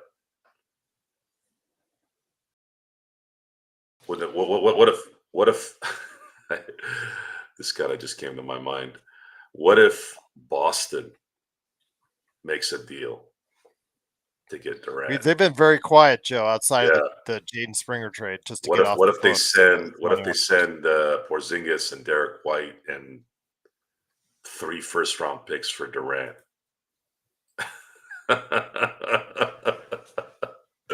Something like that, right? Yeah. Mike, according to Sport Track, he has a club option for the next 2 seasons, I think. Let me see. Let me get the. Oh no, he has a club option. They have a club option for next season, but he'll be a restricted free agent in 2026. But yeah, I'm sure they're going to offer him a pretty hefty extension here sometime in the not too distant future. So, yep. Looking forward to seeing what happens there again with Orlando. I thought that's one way we go. We haven't seen them as a buyer or seller. I know traditionally they don't like to do many trades, but yeah, I think the way that they're going, even though they've got both Banchero and Wagner back, I think something needs to be done to spice up their offense because they're really an inept offense overall, and so they need something to go ahead and provide for them. But yeah, they haven't done anything as of yet this trade deadline, which has been kind of surprising for me. But yes, right now, again, the Phoenix Suns are trading Yusuf Nurkic and a 2026 first round pick to the Charlotte Hornets for Cody Martin, Vasily Michik, and a 2026 second round pick. So that's again, I'm not sure. Are we going to see a big name go before? Quabina made a good thought. Quabina made a really good. I'm looking at the Minnesota setup. What it would the Phoenix Suns take? Let's say maybe 1 first round pick, Jaden McDaniels, and Julius Randle for Durant, something like that. That's punting your season, Joe. If that's the case, you don't think Durant and Anthony Edwards and Gobert might be a better shot? No, I'm talking about the Phoenix end. On the Phoenix they're end, done anyways. What are they? Tell them that. Punting what? Are they even going to make the playoffs? I believe they think they still can. You think Phoenix is going to be better than Golden State and San Antonio? I said I think they believe that they think they can. I didn't say I believe that. I said they think. I'm pretty sure when you have Durant and Booker still there, that you think you can go ahead and right the ship. And I think that this trade, that they just did might help them, or at least in their opinion, as far as free up some cap space and obviously get some players in there maybe that can help out in certain ways, because Yusuf Nurkic, obviously, it's unfortunately wasn't going to really give them much help. But yeah, I think that if we went Durant to Minnesota, I think would be something really good, something that they need. Durant in Orlando as an offensive scorer would be something that they really need. We talked about Orlando being inept offensively. That's something they could really use. Put him at the 5 spot, and you have him, Banchero. All those guys are 6'10" and above. So Banchero, Wagner, and Durant as a front line. I don't know. That would be something, at least something worthwhile you want to look into there. But I don't see Orlando pulling the trigger on that one. But yeah, Durant, I'm not sure if he goes anywhere at this point. He said no to Golden State. Is there going to be any more big names? Because there's 90 minutes left, Joe. Will there be any more big names moving before the trade deadline? I don't know. I'm told you, I'm not gonna predict anything after the Luka thing. I don't know. Shams has made it clear that there are teams hot and heavy for Durant. If I'm Phoenix, I make a trade. You got to start over there. It's over. It's done. There's nothing else you can do. You are not going to win with Durant and Beal. You got to get yourself figured out here. You already have the biggest payroll in the NBA. You're already going to pay the most in luxury tax. The least you can do now is somehow you have Booker signed through 28. At least you have that. And there's no options for him either. You just got rid of Nurkic. Get rid of Durant. Get some draft capital that you've thrown away as well back, and try to develop this thing in the next couple of years when Bradley Beal here will be done in 27. Theoretically, Homelander, you could. I mean, if you piece together, some of the salaries that the Lakers have. I mean, AR, Rui, Gabe. I think that gets you close to what Kevin Durant's making. So theoretically, you could, but I don't think that Phoenix is going to take that call. Again, it depends on how they see and how they view Kevin Durant at this point in time. Do they see him still at that elite level as an elite player? and they want to haul back, or do they have the realization that he is a player that, even though he still can turn it on from time to time, is above the age of 35 and may have seen his best years behind him? So again, we'll have to wait and see if that is going to be the case. But Blue Magic says, Joe, Phoenix can't make a big trade without Beal waiving that no trade clause. Beal is holding stuff up. Yes, he is. Yes, but I don't think it has anything to do with Durant. Now, Phoenix doesn't have to trade Durant either. They might be able to get a better deal later too. It's not all encompassing. They could even wait till next year. Next year, he's going to be going into his last year of his current deal. So he might actually have more value next year around this time than he does now. But if you get a killer deal now, get it. Just try to get your draft picks back. Try to get a solid player back. They have some young guys. They just got Nick Richards, so that's a young up and coming guy. They're only paying him $5 million a year. You have Grayson Allen, who's the dirty guy, the dirty work guy. You still have Devin Booker, who's a perennial all-star, at least it was until this year. You made your bed with Bradley Beal. You're gonna have to wait for him to finish out his contract, which unfortunately doesn't finish until the end of 2027. But I'm sorry, I don't know what else. I don't know how else to look at Phoenix in a positive light. Hope that Booker doesn't demand a trade next year, I guess. And this was a team that many picked that might be a challenger for the top of the Western Conference. It has not materialized that way, which has obviously been good for us. But yeah, seeing how that was materialized, those big threes. This is the second time, Joe, that there's been a big three that's been assembled. Like, for instance, when Brooklyn did it with Kyrie, with Durant, ironically, and Harden. That obviously didn't work out. They played very few games together, really only had one small run, and it didn't materialize out. Here in Phoenix, it's actually been a lot worse when they got their big three together. These big threes don't work out as well as that they intend to. So we'll have to see how that is alleviated in Phoenix, or otherwise. Maybe it's going to probably be off. Maybe during the off season, and see where we go from there. But again, I want to thank everybody for staying with us. I know it has not been the most active of trade deadlines. Maybe everybody blew up as far as what they could or what they're asking for, but we're hoping that there's still going to be more flurry of activity in the last less than 90 minutes left. So we'll try to go ahead and see if we'll stay with you till at least then. Joe, again, for the Lakers, though, Luka Doncic coming back most likely this Saturday. ESPN flexing the game in. It's probably they got an earful that maybe that he is going to be there for that game. Tonight's game, he is against Golden State. I don't, he's not going to be there playing today.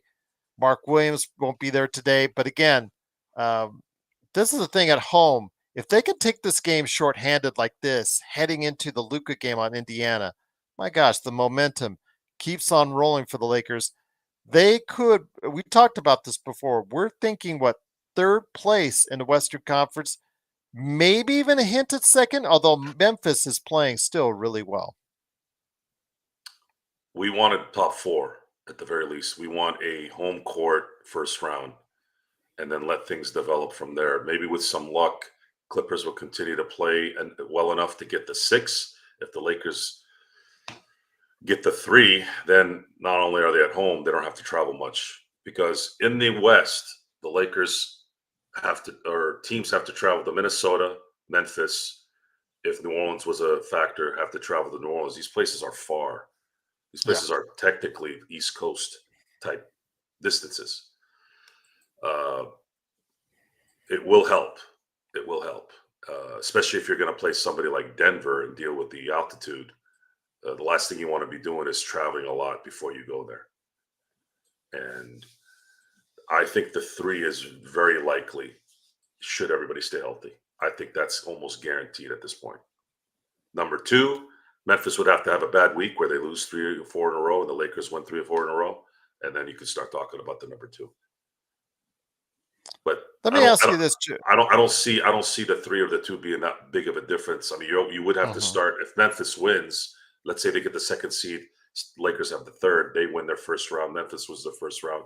You got to travel to Memphis, but I don't think Memphis right now is going to be able to. It's going to be hard to play with a Luka, LeBron team, even if they have home court.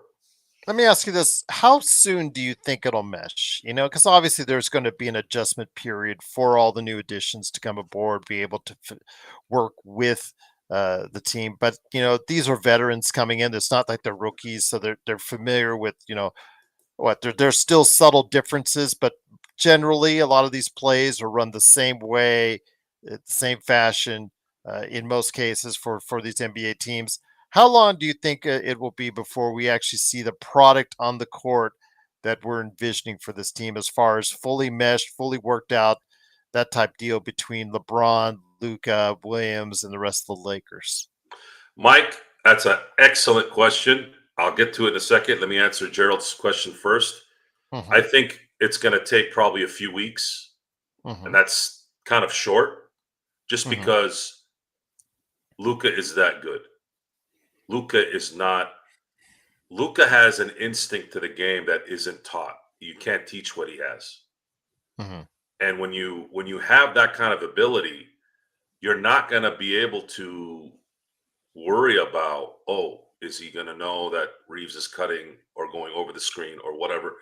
Luka his processing is much like a Tom Brady or a Patrick Mahomes.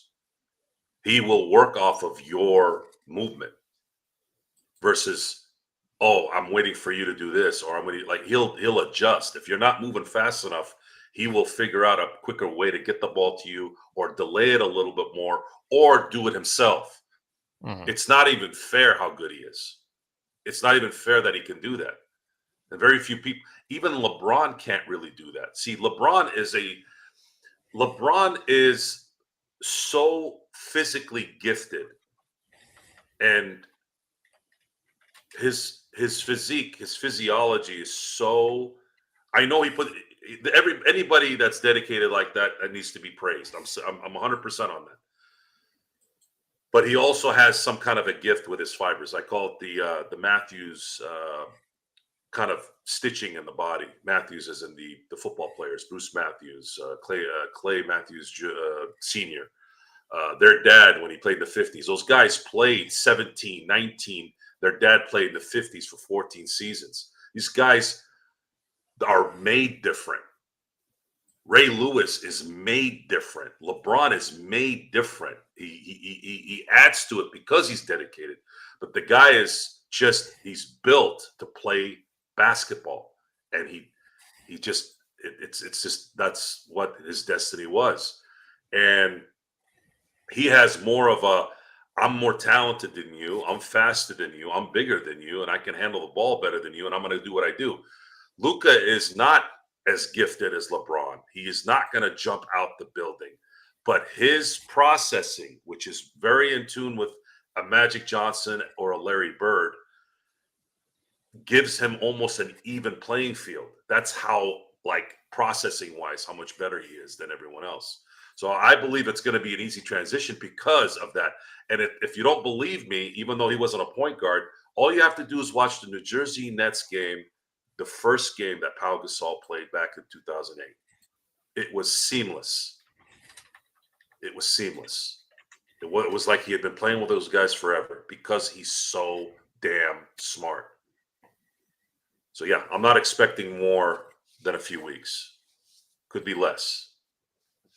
We'll get you to Mike's question here in a second, Joe, but I did want to make an update for the audio listeners as well. The Atlanta Hawks, as Mike Anguilano, my guest yesterday, Mike Anguilano, Fear of the Sword, Palace of Pistons, really great interview I had with him yesterday. He was saying if the Cleveland Cavaliers could get Cam Johnson, look out for DeAndre Hunter. And sure enough, DeAndre Hunter to the Cleveland Cavaliers for Karis LeVert, who actually was having a nice season, but I believe he is on the last year of his contract. George Niang, 3 second-round picks and 2 swaps. There you go. Wow. That's a Nice. great trade for Cleveland, and Yeah. that now likely puts them in a position if he can assimilate. Now that puts them in a position to really be able to compete with Boston in the East. Yep. Levert isn't bad. I'm not saying he's bad. Hunter But plays better defense. Hunter plays than better. LeBron. Yeah, Hunter Yeah. is. That's a great trade. That's a If great Hunter trade for can Cleveland. stay on the court, because Hunter, like Mark Williams, has been very injury prone, but this season he started the season really strong, almost 20 points a game. For the first part of the season, averaging over 40% from three. So if he can give them that in Cleveland, watch out. They could be really something special. And again, I think the key for them is home court. If they get home court, they do stand a chance against Boston. I didn't say they would win. I said they stand a chance against Boston. Well, Doobie, But if I'm obviously gonna side with a Boston Laker final because I want to see the Lakers beat Boston in the finals. mhm. But there is a story if it's Cleveland too. I Yeah. think that'd be Again, it's pretty a cool. chance. I didn't say they would be favored. You still favored Boston, but I'm just saying that if they had a home court, they do have a chance.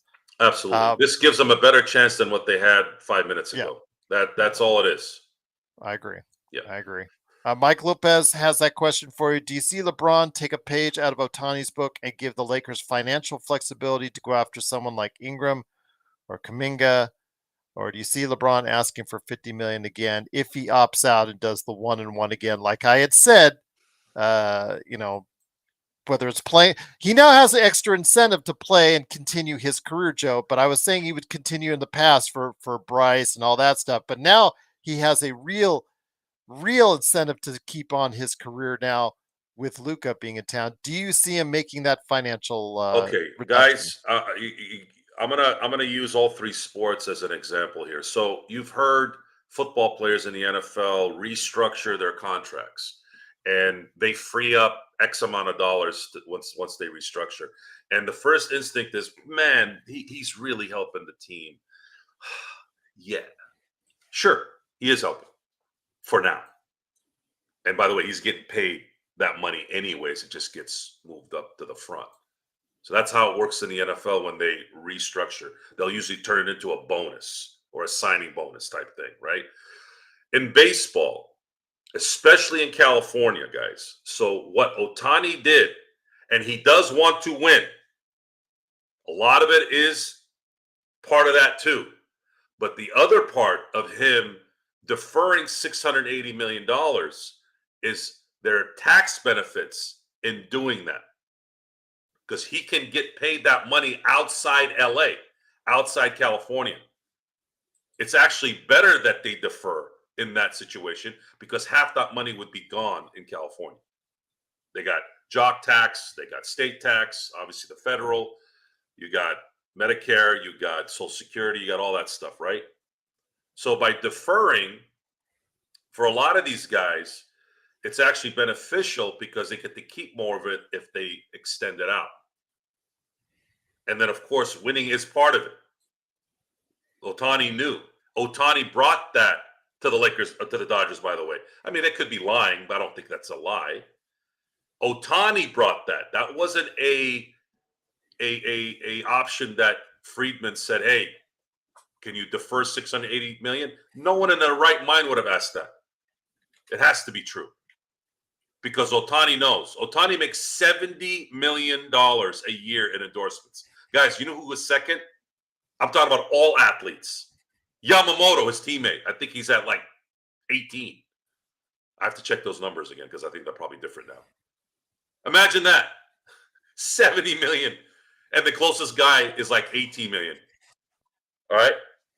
So what is going to define a legacy? Is it going to be the money that you're making later? Why not just make that money later and actually benefit it in getting more of it by just waiting? You're already making $70 million a year anyways. What more money? Warren Buffett said after $50 million, all the money's all the same. You can buy whatever you want. What difference does it make? I'd rather win 7-8 World Series and get my 680 later and get the tax benefits on top of that while I'm making 70 mil. But that's me. And it looks like it's Otani too. Now, you look at Juan Soto, he don't give a shit about deferred money. He's like, give me money now. Give me the booth. Give my mom an allowance. This motherfucker just got $800 million when it's all said and done. He still wants a stipend for his mom's clothes. I mean, I would have told his, honestly, if I was Cohen and he had done that to me at the end of the negotiation, I would have told him to go fuck off. I said, you're out of your mind. I don't want you here. I said, no, I'm not doing that. So anyways. Make a note of it. I was going to say, make a note of it. 1 hour. Again, I'm putting context to this, Gerald. You keep interrupting me. Forward to the NBA structure. LeBron, the problem with the NBA is taking pay cuts doesn't always necessarily you can use that money for other things. It's a different system. The salaries that are left over, let's say in a year and a half, would have to dictate him taking a pay cut so that you have enough money to allocate that money to somebody else. But you can't. Just like when D'Angelo Russell last year, we were saying they have to sign him, and you're like, Joe, why the hell do you want D'Angelo Russell back? Well, for someone who doesn't know how the system works, I'm like, you can't lose that asset. We would have never got DFS. If he had walked, you would have lost that money. You don't recoup $18 million. It's not how the system works. You can pay your own guys that money if you have their bird rights, and that's it. So the salary structures would have to work a certain way for LeBron to take a pay cut, a real pay cut to allow the Lakers to add more talent. And that's all going to be dictated on, are they going to, if Mark Williams has a great year, are they going to extend him this summer? I think Austin Reeves is doing I think he's eligible for an extension as well. That's why I'm kind of happy I'm not in that business, because those are hard decisions to make. Sorry, Joe. I didn't mean to be rude. I was just saying. No. I was making say take a note that we were clean for 1 hour and 45 minutes. Well, because I'm thinking. Look, sometimes you got to put a button on something, and that was a good. It was. I mean, think about that for a second. You get paid $800 million, and yet you're still asking for clothes for someone. I think that is just as disrespectful as you can get, and it's embarrassing that Steve Cohen allowed himself to be put in that position as a guy of the power of industry in that, because Juan Soto is not going to win you World Series. A team is going to win you a World Series, and allocating that much money and that much gifts for someone others will resent it, especially in house at some point, because he will get arrogant. Juan Soto is an arrogant type guy. He has it in him. And that is as arrogant as they get. But I'm looking forward to the Dodgers whooping their ass, so I don't give a shit.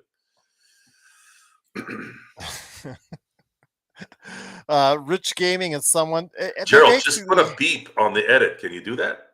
No, it's too time consuming. I could do it and go back and do it for audio listeners, but here you just can't do it. It's done. It's done. But yeah, for audio listeners, they already know now when I go ahead and I mark it explicit that it is what it is. But someone and Rich Gaming, I wanted to combine these two questions into one, because Rich Gaming says, what 3-and-D wings can we get? And someone says, what else are the Lakers missing to be a contender? So your thoughts, let's combine those two into one question. What 3-and-D or pieces are we missing for the Lakers to be a contender? I think they already are, but yes, perimeter defense, a little bit more size, maybe a little bit more flexibility along the wings. All these teams would want the same thing, but again, the Lakers, what do they need in your mind, Joe? Nothing. I don't think they need anything. If you're using those who are available, I don't think they need anything. I think they're done. I've never censored Joe, Diana. Never censored Joe at all in all the years. But I do earlier in the audio, but he curses way too much. It's too time consuming to bleep him out for our. Yeah, the censoring is more for business purposes. It's not to censor me because he doesn't want me to show my. I was trying to reach it out to even a broader audience. Yeah, and I keep screwing it up. I'm gonna work on. I'm still trying to work on a way to say the right word at the right time with the right button without actually saying a curse word. But hearing Joe say poo poo all the time would probably. That's never gonna happen. I didn't even say that to my kids when they were growing up. Do we have a sponsor now? No, but YYC, if you know a major company that's willing to do so, we'll be happy to But do so. But everybody does the same thing, right? I mean, it's people play Mortal Kombat versus Street Fighter, right? Street Fighter is not as gory as Mortal Kombat. We're Mortal Kombat. there you go. Mortal Kombat's That's worth just more than again. Street Fighter, I believe, too. But again, like I said, the only reason why I said it was just presenting it to an even larger audience, so that people at work, if they want to hear this, doesn't have to worry about being Yeah, an I'm NSFW a and the mother. kids with Maybe the I'll use car. mother loving instead of mother That'll effer. last. That won't last. I'm gonna try, guys. I'll give it a shot. Okay, fair enough. Fair enough. It doesn't Yeah, flow. I gotta start practicing. Joe, and you're right, Richard. Joe isn't a go potty type guy.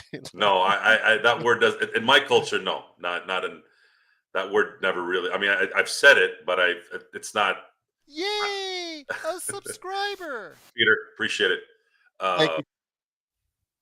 Yeah, you have to go to It's the just how big do we want this channel to get to, and that's basically what's going on. and I feel bad every time I mess up, and that Yeah. I really do. I'm gonna really try to fix it. I did one time I did at one time, guys, market this to radio stations along the West Coast, and yeah, that's what I was trying to do, basically. And of course, you know, you have to be bleeped or cleaned, what all that. But again, at this point, Joe is Joe, and that's what he's going to be. If he gets to be a little bit less Joe for you, I'm sure you guys will let him know. But yeah, man, first time we've dropped under 100 for a little while though, but there's still some time left, a little bit over an hour remaining in the NBA trade deadline. It is Gerald Glassford along with Joe Sorrell. Thanks so much again for joining us. It is our NBA trade special. We just saw one of the major, actually probably the major transaction of the day just take place with Atlanta and Cleveland, with Karis LeVert, George Niang, and seconds, plural, going to Atlanta, and DeAndre Hunter going to Cleveland. That's going to be something major for them, man. He's not cheap though.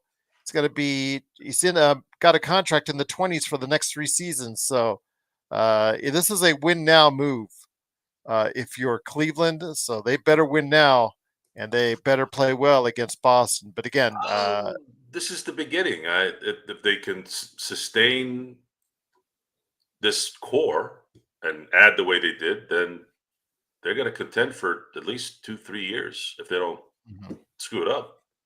A lot of these teams, they, look at Minnesota. They made a run to the Western Conference Finals, and they didn't really do much to try to separate themselves this year. They're in the play-in right now. They shouldn't be there right now.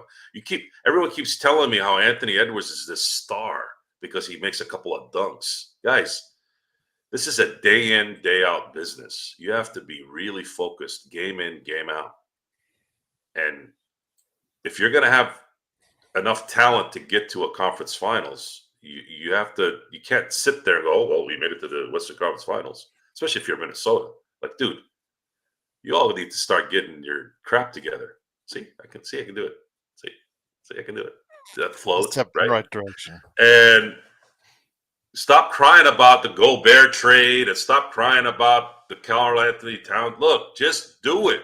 You're Anthony Edwards. You're supposed to be the face of the NBA soon. That's what I've been told. Make it happen. You have enough talent to compete. You showed it last year. So get to it. Get to it. Show me what you got. Show me what you got. And Lakers right now, in my view, are I am sure that the Western Conference teams, the ones that are competing and wanting to get to the finals and have a good chance to do it, they just looked, especially after yesterday, they just looked at their stuff and said, oh, we have to deal with these guys again. And Denver's like, oh, Luka's going to be coming to Denver now. Oh, it's not going to be AD who hasn't shown up the last 2 series, really. That right there is the satisfaction. It's the satisfaction. It's not the same one, man. It's not the same one. This is a different beast coming now. And the 22nd, guys, if Lakers whoop Denver on the 22nd, I'm talking like by 15, and they control the game, that whole whatever Denver had on the Lakers is going to go, because that's going to sit. It's already starting now. That's going to sit after that and be like, we should have won it last year. And you're right, Denver. You're right. You should have won it last year. You should have went back to back. We wouldn't have had to have seen the Celtics win. You screwed it up now, and now the Lakers are going to make you pay. I did want to mention from Richard, he said, LOL, just add Tyler Smith and Kispert and subtract the layup line Maxi at all costs, and we will be great for a while. Let's hope that's the case because, again, broken bone in the foot. I'd say he's done for the season. Maybe could come back for a playoff run for team or the Lakers. But I know that Maxi Kleber is no longer the player that he once was, and I know that Dallas if you listen to our friends that We Talk Mavs, man, yeah, they're not really happy at all with Dwight Powell, with the Maxi Klebers. Yeah, so I'm sure they're glad to see Maxi Kleber gone. But I told you, Joe, to check out We Talk Mavs on the day that trade happened. I listened. I did listen. It was a funeral. It was like going to a funeral. It was a funeral. It was a funeral. And it was just, you feel bad in a way for them because if it was us on the other end and somebody had gone and the Lakers had gone and done that, I know how I would feel. I feel like I'd be like, just my heart would be ripped out. And I could tell that really they just, those guys, they work so hard like we do, trying to earn something right here, earn an audience on YouTube, and they work so hard at it, and just to have that all ripped out by this trade. And again, there's still going to be a nice team, but with We Talk Mavs, when you listen to them, they think with Luka, they're always going to be like us, Joe. They're always think they're in the hunt somehow. They always think they're with the right things going their way because they had Luka, they were going to always have a chance to go all the way back to the finals once again. And it just to hear their disappointment and anguish, and just they had to gut it through for their audience. I give them a lot of props, a lot of credits. They could have shut it down, Joe. They could have shut the channel down. They should have not said anything or done anything. But I give them a lot of credit because We Talk Mavs. Again, they're a couple of classy guys there, and they do take care of our audience. I emulate a lot of things that they try to do for their audience here with our audience, and again, just absolutely give credit for them. Really, my heart goes out to them. But you know what? That's life in the NBA. I mean, one day you could feel like you're on top, you're going to the finals, and you have a chance to win. Next day, it's all gone. Those outside Dallas, those who were, let's say that moron Charles Barkley, saying that the Mavericks are going to be 2-3 years better in this trade than the Lakers, which is just absolutely stupid. Barkley I know Barkley has the truth gene. I can relate to it, but he talks more out his butthole than he does his mouth. And he's not even using any logic when he says that. He's just saying it. And that's probably the irritation with him. There's a difference between telling the truth and yapping out of your you know what. And Charles does that half the time, and he tells the truth half the time. And sometimes those things intertwine. But for a Hall of Fame, one of the greats, a guy that was phenomenal, a guy that knows this, we've talked about this so many times. Why does he talk like this? Is he just? I don't think he's that bright. I don't think he's that cagey. I think he's doing that just to troll. Do you really think he's that cagey? I don't think so. I think he just doesn't think sometimes. There's a reason why Michael doesn't befriend him anymore. It's because he doesn't think. It's the Well, reason Michael why actually Pippen. has other things to worry about right now, Joe. Well, I'm just saying it's just it looks bad because he has so much influence. Those who have so much influence, we got mad at LeBron. I got mad at LeBron for things he said outside the court, during the court, whatever, that are not true. And yet he would act like he's informed. He's not. It's wrong. Go do the research. And to have an opinion versus saying, "Oh, I mean," he went to the extreme. "Oh, this is going to be a better team for 2-3 years." Charles, you just said the Lakers sucked for the last 2 years. You know why the Lakers sucked? They couldn't close out games. You know who was a big part of that? Anthony Davis. He was missing free throws and missing shots, turning it over or not turning it over, whatever. And now you bring in a guy who makes those shots and puts the fear of God in their opponent, and you're saying that the other team got better? How? How? I want to know. Explain why. You're Charles Barkley. You're Charles Barkley. I'm no one. Okay, I didn't play in the NBA, but you need to tell me then. Why are you saying that? Because I do watch. I know basketball. I might not know basketball like I know like Charles does, but do I or do I not?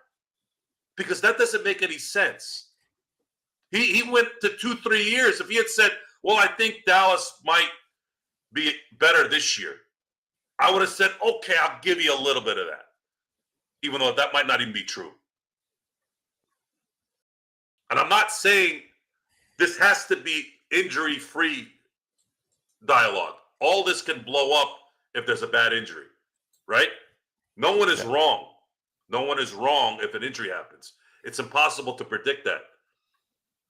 But if there's no injuries, side by side, if you actually think that Dallas came up on this, go listen to We Talk Mavs on Saturday's show, and you tell me, listening to those guys talk who know that team very well, and talk to the other God knows how many Maverick fans and God knows how many Luka fans who really won this trade.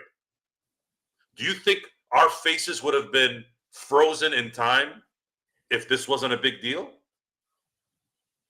You think our faces would have looked like this if it was Trae Young? No disrespect to Trae Young. I would have been happy too. But I would have been sitting there like this for like 10 minutes. You don't believe me? Go look. Gerald put up the little tidbit, 10-minute tidbit. I didn't know where I was. I didn't know where I was. Sean was taking a dump on me for 5 minutes. I'm just sitting there like this.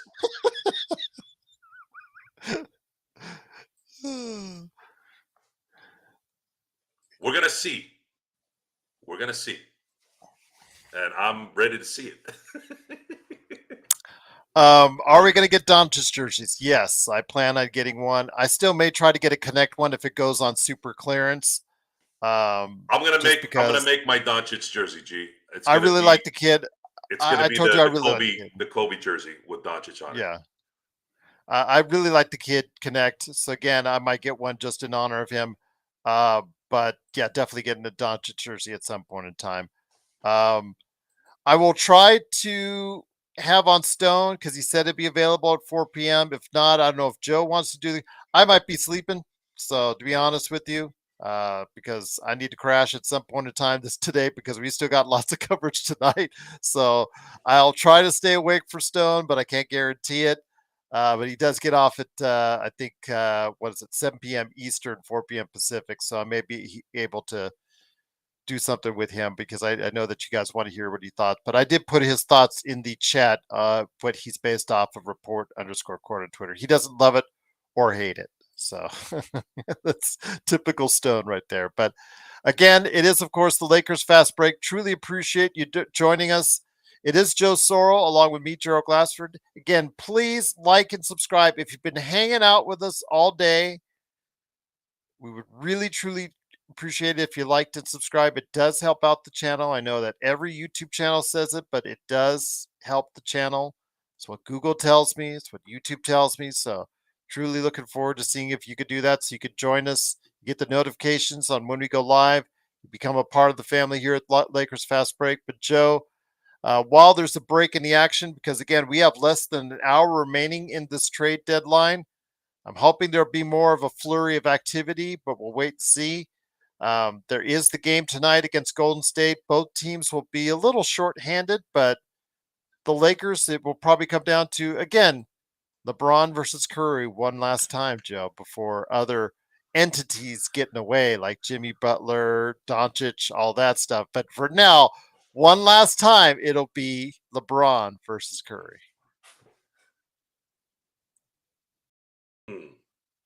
By themselves. That's what I mean, guys. By themselves, essentially. Is there any chance next year that Curry goes somewhere else? Does he want to? Because Curry on a team where he's the number 2.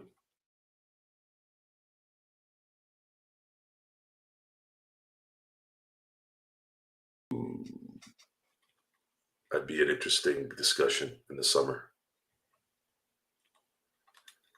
Yeah. I agree. Curry could look at it as, look, I won 4 championships. I'm gonna stick it out. If we can make it work, we'll make it work. If not, I don't want to be that guy that's traveling trying to win championships. It's not likely to happen, but I was thinking of the right deal. The right deal, maybe. There's no one in Miami, Bruin, if that's what you're talking about. It would have to be a bona fide one. I'm talking Denver type team where it's Jokic is the 1 and then Curry as the number 2. They would trade Jamal, maybe Aaron Gordon, and a few draft picks for Curry. Curry goes to Denver and sees if he can win championships with Jokic, something like that. I haven't heard anything, guys. I'm just throwing that out there. I haven't heard anything. I know he turns 37, Joe, and his numbers are down, but he's still Curry. He's still averaging around 40% from 3. He is still averaging 22. He's like LeBron. There are those days where he looks like old Curry. And just like those days where we see LeBron, it looks like old LeBron. But there's still, whether you say it's 60, 75% of the time, 50% of the time, what have you, there are those days that you can see LeBron and Curry still able to turn it on from time to time.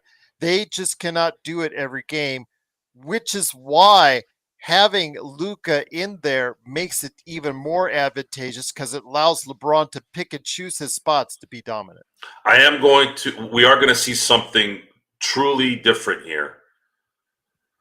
Kyrie is a ball handling guard. Dwayne Wade was a ball handling guard, but they weren't point guards in my book. They were really never point guards. All that time that LeBron wanted to play with Curry, all that discussion about him wanting to play with Curry, well, he's going to be playing with a Curry-like player, a point guard. Even though there's more of a hybrid in Curry, I consider him more of a shooting guard, but he handles the ball. I want to see what LeBron does off ball. If LeBron is a menace off the ball, goodbye. The transition is going to be like this. If LeBron starts diving, baseline, alley-oop with Luka every here and there, you goodbye, everyone. Goodbye. That is going to ignite. That's going to ignite everything. And for sure, no matter what, even if he's not going to be that guy, the overworking is going to be lessened. He does not have to continue to bring the ball up over and over and over and over again in a long stretch of games. And then in the playoffs, when every possession matters, he's not going to get taxed at the end of the games as much as he has. He's still a human being at the end of the day, guys. And I know most of you have heard this because I've discussed it before, but for those of you who haven't, those people, those idiots, those morons who always would yap about, well, of course he's going to score 60 points. He shot it 30 times, 40 times, 50 times. I'm like, you have any idea how hard it is to shoot the ball in the NBA? You have any idea? You ever tried shooting over a 6'8", 6'9", 7-foot player? Game in, game out, all day, every day? You ever try to do that? You know how much elevation those guys have to get to so that their shot doesn't get blocked? And if they're not going to elevate, do you have any idea how much space they have to create to do that? And that space is predicated on elite skills. Luka is a very good one. He doesn't have elite vertical. He doesn't have elite speed. You know where he's elite?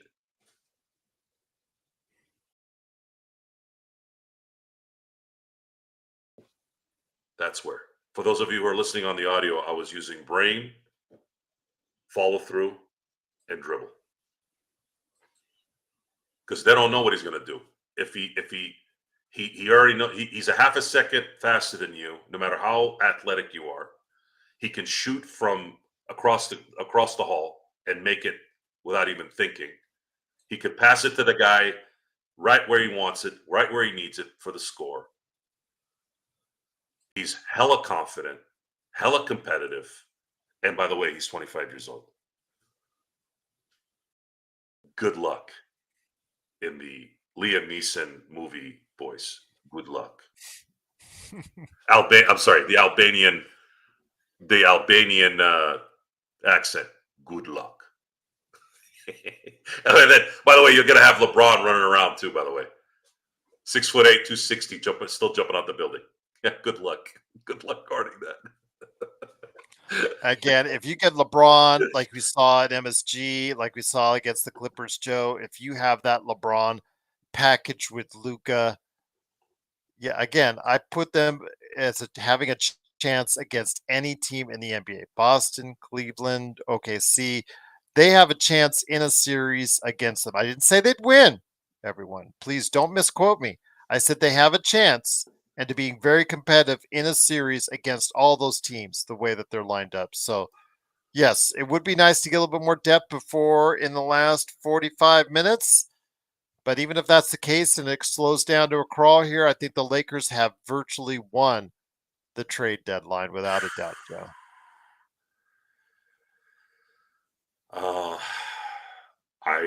Is it safe to say this is the greatest trade deadline for a team ever? We still have to see the results. Yeah. But if Luka has a 5-year Laker run where he wins 2 or 3 championships, it's definitely the greatest trade deadline acquisition in NBA history. The last 2 deadline for big players, one was in 2004 and the other was in 1995. 1995 was the acquisition of Clyde Drexler from Portland to go to Houston for Otis Thorpe and whatever fillers they had at that time. Rockets went on to win a championship. And then 2004, Rasheed Wallace was traded from Portland to Atlanta for, I think, 5 minutes, and then ended up getting traded to Detroit. And Detroit ended up surprising everyone that year and winning it all. So, yeah, there's a chance now that the Lakers could be the 3rd team in 30 years to acquire talent at the deadline and ended up winning a championship. And if you think Dallas is hurting now, if that were to happen, Dallas would figuratively collapse. Fan base.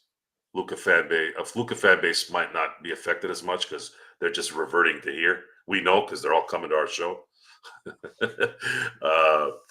But Dallas is going to, especially if Dallas loses in a close game. I know Kyrie has a little bit of a clutch gene, but it's not Luka clutch. It's not Kobe clutch. It's not that kind of clutch.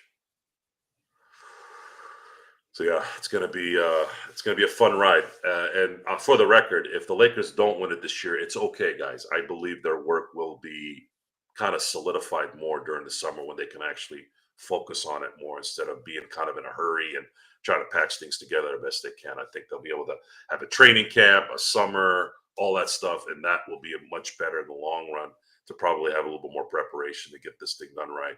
So, but if they do what the Dodgers did this year, where we know they were the best team in the record wise in the league, but their entire pitching staff was shredded, and the pitching staff came together at the right time, and of course their bats were doing what they were doing all year, and it worked out a year earlier than everyone thought. Maybe we can get lucky to see the Lakers do that, and then the real problem is going to be for the NBA, because how do you stop a team that just got together when they have a full year to prepare? You better hope for injuries, I guess, at that point. Exactly. Rodell, Joe is already on this show today, and also last night's show already made apologies to Rob and Jeannie at length. So Yeah, it was. missed it. It was bad. There's no other way to put it. It was bad. The things I said, and it was out of frustration. I could use every excuse in the book, but I'm better than that. When I was saying it, there was a little tick in my head saying maybe you shouldn't say that, but then the other tick, my left guy, The was devil like, on your shoulder and the angel yeah, on your right. the devil said, "No, Joe, no, you need to stop being a you know what, and just tell what it is. Tell it what it is."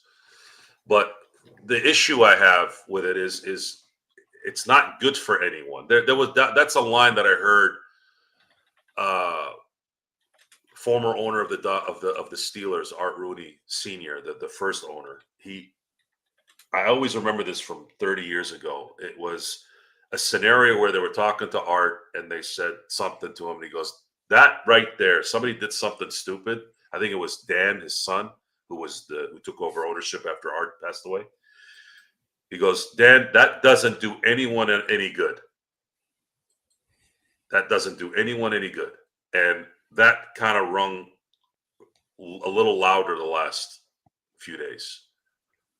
And you own up to your mistakes. Actually, it's not a mistake. Bad decision on continuing, because a mistake is when you accidentally turn left when you shouldn't have and get an accident. This was decision because it was a continuous issue. Just in. LA Clippers are trading Terrence Mann and Bones Highland to the Atlanta Hawks for Bogdan Bogdanovic. And 3 second-round picks. We're in the stretch. Yep, we're in that stretch. The last 40 minutes. 39 minutes away, folks. See, I think it's going to get active here. We'll see what little snippets we'll get. Maybe Rob can sneak just one more thing and get Kleber out, but I don't think there's going to be any. I don't think there's going to be any major name trades. No, like huge trades. Like, for instance, Atlanta Hawks. I don't think they'll trade Trae Young now. I think that deal, if somebody was asking for Trae Young, I think that deal's off the boards to facilitate that large of a trade in this short of time frame. But I know that these GMs are scrambling. I think you have to turn in by 12, and it will probably by 12:15 we'll know exactly all the trades when they're done. So. Yeah, second move your Hawks did, legend. Again, after the DeAndre Hunter trade, they send out Bogdanovic, but they still have, of course, Jalen Johnson, who is out for the season, but Zachary Richeche. Again, they're looking in a different direction. They're trying to play for something in the future. It's funny because there's so many in the Eastern Conference like them, like now Orlando, like Chicago, who are all under 500, who really just, you don't know what they're playing for. Orlando still could right the ship and get things going because they were playing so well at the beginning of the season, but Chicago and Atlanta, those teams are just, we've talked about it before, the land of mediocrity, Joe, and it seemed like, the Lakers were destined for that as well, but all it does is takes one trade, one move in the right direction, and things can look so far or so much more positive in allowing the Lakers to go ahead and just get now into a right direction. So things can change, but staying in that mediocrity in that area, excuse me, where they were at, positioned at that 7th, 8th, 9th, 10th, 11th, 12th position right there in either conference. It's really rough, but it looks like the Lakers have come out of it. But for those teams like the Atlantas and the Chicagos of the world, they're still in it, my friend. But again, they have to decide and commit whether they want to stay in there and stay mediocre or sell out and tank and try something new. Well, Adam Silver, I just posted something from someone I don't really know, but I thought his message was pretty dead on. The NBA kind of putting a little smack onto the NFL for what the NFL did to them during Christmas. I have not seen one. Usually that kind of stuff kind of comes around you through the algorithms, right? I haven't seen, whether algorithm or not, any football news from people. It's been all Luka, Lakers, and the trade deadline, and where Durant might go, and what the hell Beal did, and what the hell is going to happen in Golden State. So it's pretty phenomenal. They've commandeered this week. They really did, and this was truly Super Bowl week. Last week was not Super Bowl week. This week is Super Bowl week. I saw a couple snippets of the media day. I haven't, and that was like a gag from the guy that was asking Travis Kelce and Patrick Mahomes questions about. All I know is Kelce and Reed are going to be around longer.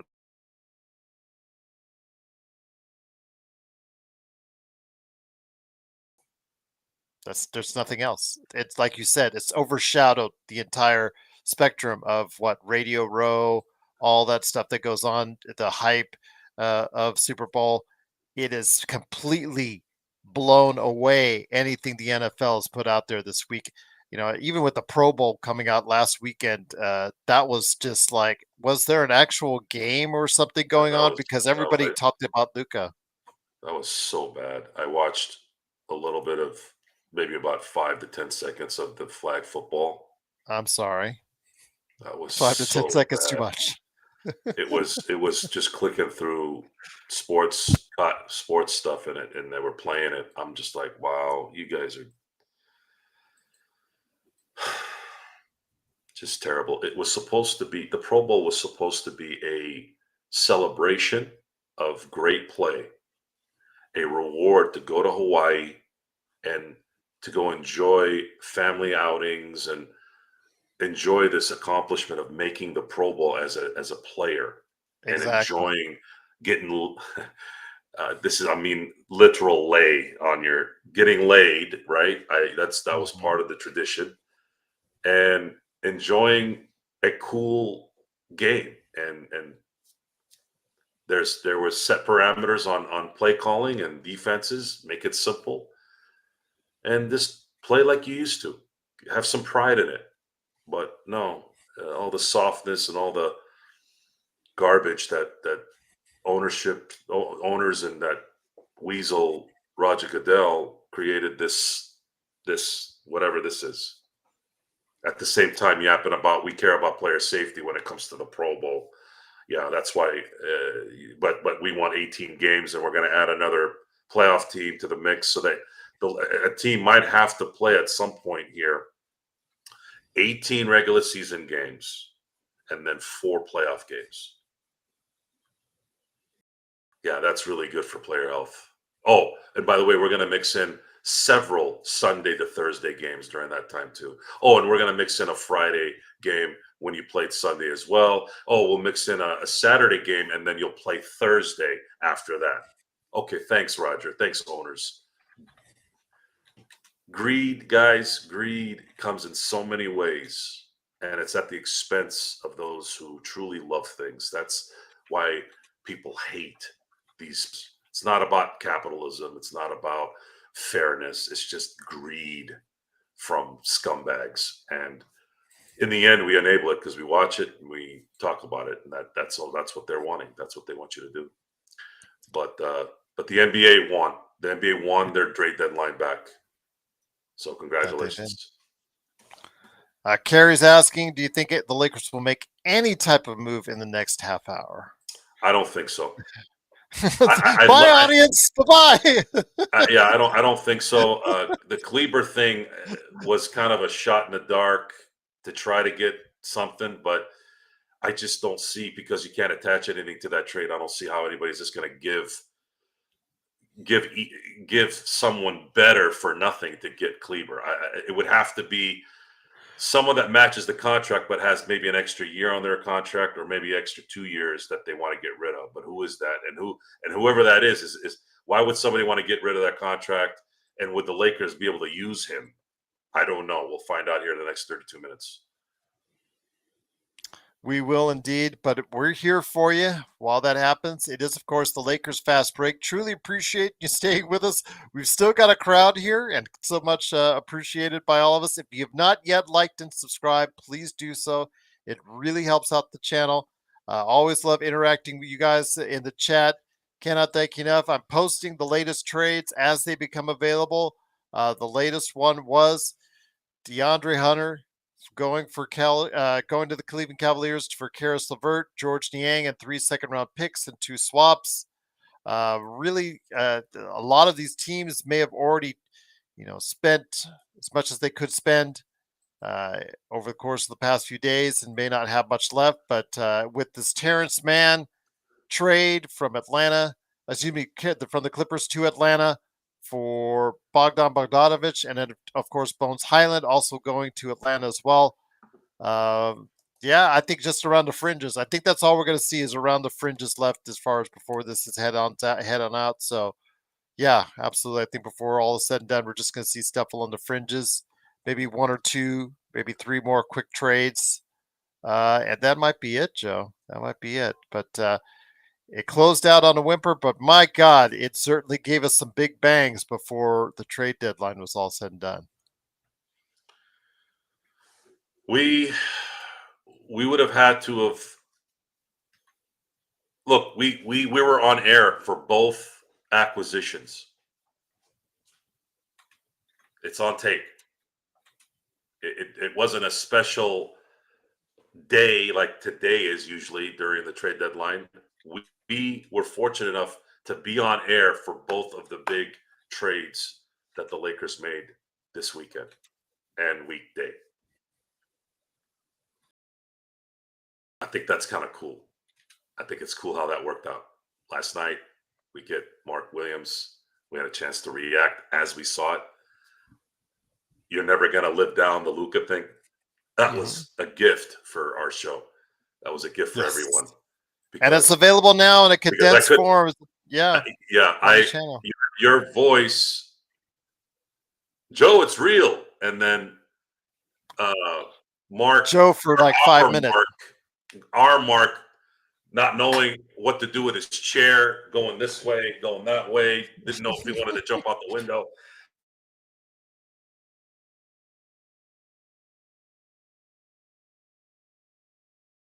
Quickly realizing what the hell he was saying and didn't make sense. Yeah, it was a very confusing time, but a very entertaining time and a very happy time. YYC. Eduardo, I'm sorry. Breaking Bad has an argument. It has an argument, but in my book, Sopranos 1, Breaking Bad 1A.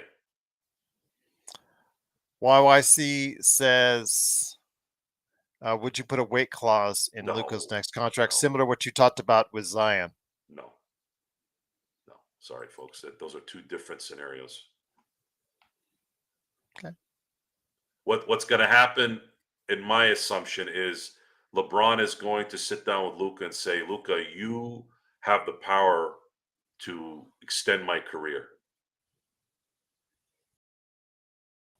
He could play till he's 45. Let's say 44. And we can win championships together. If you're ready to put your head down and really do this the right way, where we can last and he doesn't have to have the reoccurring calf issue, I think Luka listens. And even if he doesn't, I don't give a damn. Luka could play like the way he's been playing for at least another 5-6 years. And we know this because Shaquille O'Neal played overweight pretty much from 2001 to 2004. And they won 2 more championships in that time. And if Ori hits that shot in game 5 in 03, they win that game. They likely beat San Antonio in 6 or 7 or whatever, win a championship then. And then they were 3 games away from winning another championship that in 04. So you're not just get us to 19 when the Celtics are at 18. That's kind of what I'm looking at. That's all I'm thinking about right now. And they have a chance now to do that. Once again, it is the Lakers Fast Break. Truly appreciate you joining us. Cannot thank you enough for staying with us all the way through. I know that we have lost quite a bit of the crowd, but there's still some stragglers left, and we're truly appreciate that you're sticking with us throughout. Again, not much going on as the trade deadline nears. Again, just a small trade again with the Clippers in Atlanta. The trade does open up a roster spot for the Clippers. Atlanta has to clear 2 roster spots before the Cleveland, now LA Clippers trade gets finalized. But it does put, if the trade goes through for the Clippers, put them about $2.5 million below the tax, and it gives them more second round draft picks, which, as we've seen, Joe, can become useful if you bulk them up in a trade. So yeah, I mean, the Clippers trying to make their moves. Obviously, they didn't have the big splash that the Lakers did. They're still a team with Kawhi hoping to contend in the Western Conference. We'll see what happens there. But again, that very in all this, Joe, we had a very satisfying win in MSG, but it even what we should have thought would have been a more satisfying win against the Clippers on their home arena. And it just seems like with the euphoria with the getting Luka, that just seemed like icing on the cake. Well, I would say the Clipper blowout was the icing on the cake. What it showed That's what I was said. there. Yeah. Oh, I'm sorry. I thought you meant the other way around. There was what it looked like, and they already showed it in the New York game. So I don't know necessarily if that had an influence as much as we're saying or hoping. However, I know for sure after yesterday, in acquiring Mark Williams, I'm pretty confident that the Laker team right now are going, oh snap! I think we got something here now. Yeah. And they're gonna go, and on top of that, doesn't look like Jimmy Butler's going to be available tomorrow. So you don't have to worry about Wiggins. You don't have to worry about anybody tomorrow. Tonight. Tonight. And let's get this win before Luka arrives. Let's get another win here. Let's try to go get that third, maybe even the second seed. And we are going to the Lakers are going to be able to put themselves in a position where they start really starting to make other teams think. Thameless is asking, do I think Pelinka's trade is even better than Orlando Magic proposal for center? Yes and no, because he does have the most upside of any of those, but just on sheer, I guess, if you added Isaac, Batatse, Cole Anthony, those 3, and then you added Gary Harris in there, I think that was, just by a sheer talent perspective, you're getting more players in to fill out your entire roster. But you got yourself a guy, Mark Williams, who has the biggest upside of any of those guys.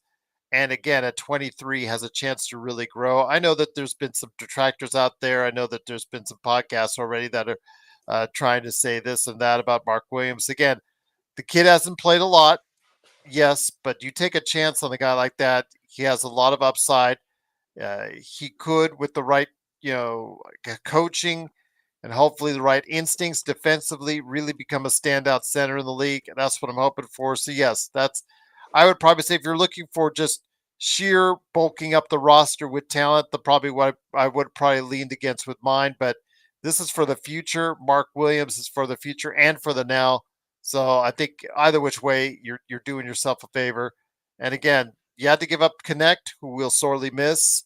Liked his potential and what he could have done. His scoring ability is not every player has his true scoring ability that he has. And I think he's going to, if he ever works out his defensive issues, could really become a player in this league. Much more so than I think Chris D or some of the other guys that we've talked about in the past. So we'll wait and see what Mark Williams can do. But yeah, at this point, I'd probably say Mark Williams is a good upside deal. But the Orlando trade, as far as I'm concerned, that was just, again, a lot of talent coming in that would really infuse the team with overall depth. But they traded for the upside. They got a guy in Mark Williams, and they didn't have to give up AR, and didn't have to give up Rui to do it. So there you go. Yeah. Probably. You guys want to hear an interesting stat that one of our colleagues just posted on our chat? What was you guys that? know what a standing reach is? 9-9. He's got 9-9. So when Mark Williams holds his arm like this, he is 3 inches from the hoop. You know how much Wembanyama is? 9'7". 7. Yep. Now, to put a little bit of a comparison here for everyone. In 2007, the Lakers acquired Trevor Ariza for Brian Cook and Maurice Evans. Some of you guys were probably still in grade school. Maybe some of you were in high school. Maybe you were in junior high or middle school. Some of you might not have even been born. I don't know. But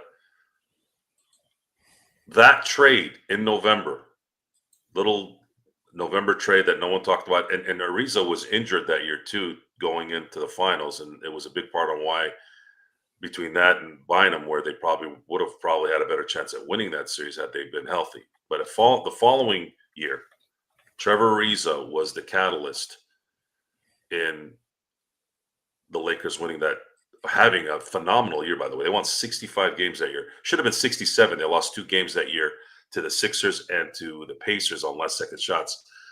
So they won 65 games after getting beat in the finals in 08. Ariza was he was bona fide third star on that team that year and showed up even bigger in the playoffs.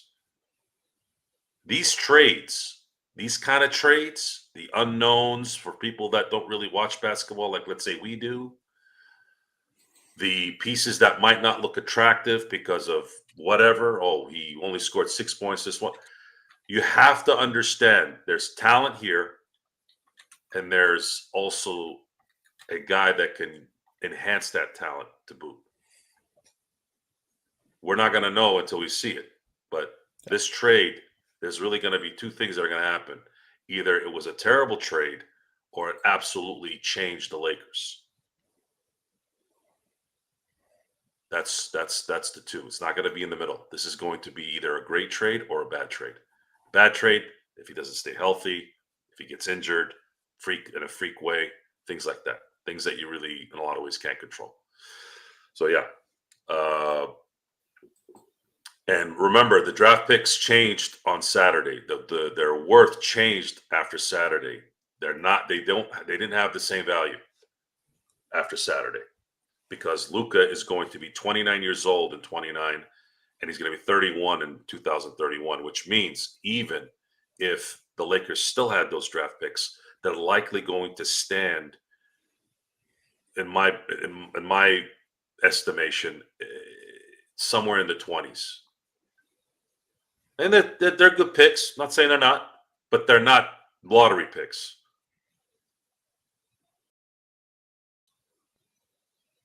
I'll just leave it at this. Again, Atlanta Hawks are trading Cody Zeller, and Houston.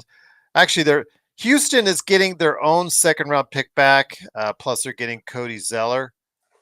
So I guess, yeah, I know Cody Zeller had not been playing for the team. He'd actually been, sent home.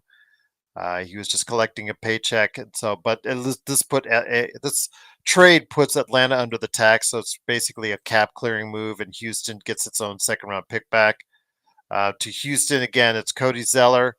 Yeah, he's on the book for quite a while. They may waive and stretch him at some point. But yeah, he's got 3.5. He's got 3 years left on his contract. My God, that's a bad contract to keep him on it. Joe, we still live in a world where Zellers and Plumlees are still a part of the NBA. And the Rockets are acquiring Zeller with part of the non-tax mid-level exception. Yeah, that's crazy, Joe. Zellers and Plumlees are still a part of the NBA equation.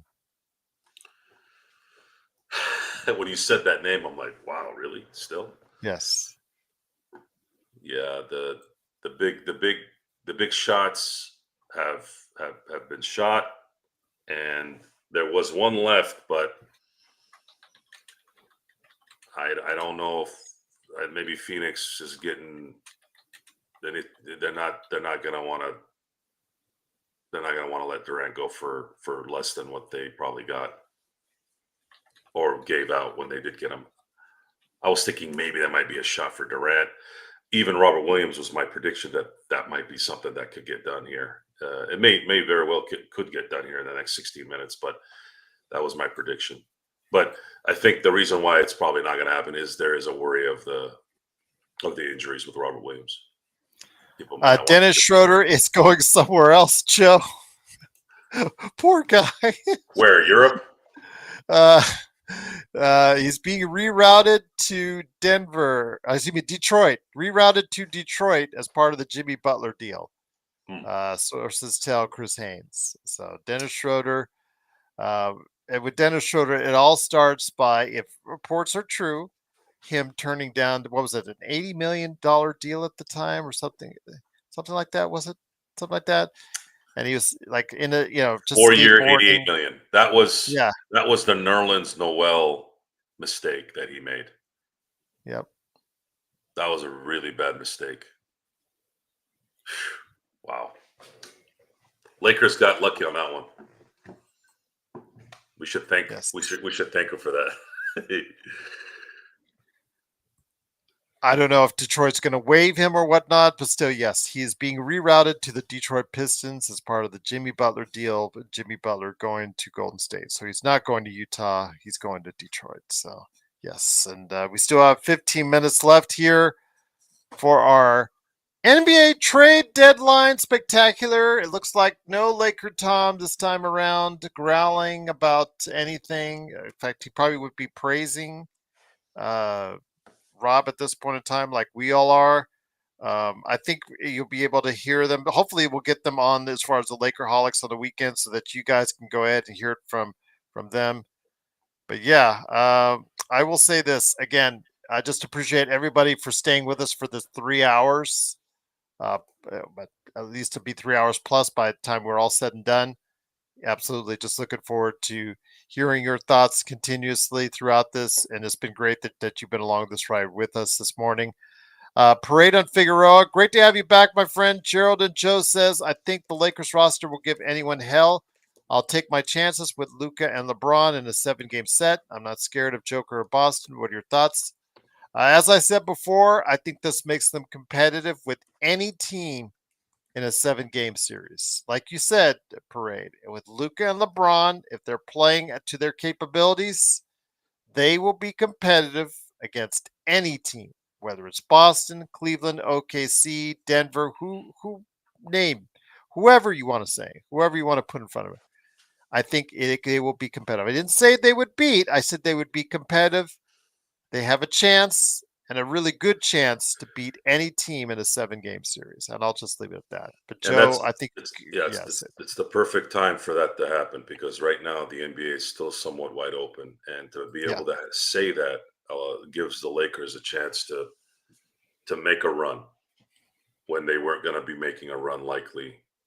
As good as they were playing after the Knicks game, I saw there was a mental thing that I think was always going to linger. Mm-hmm.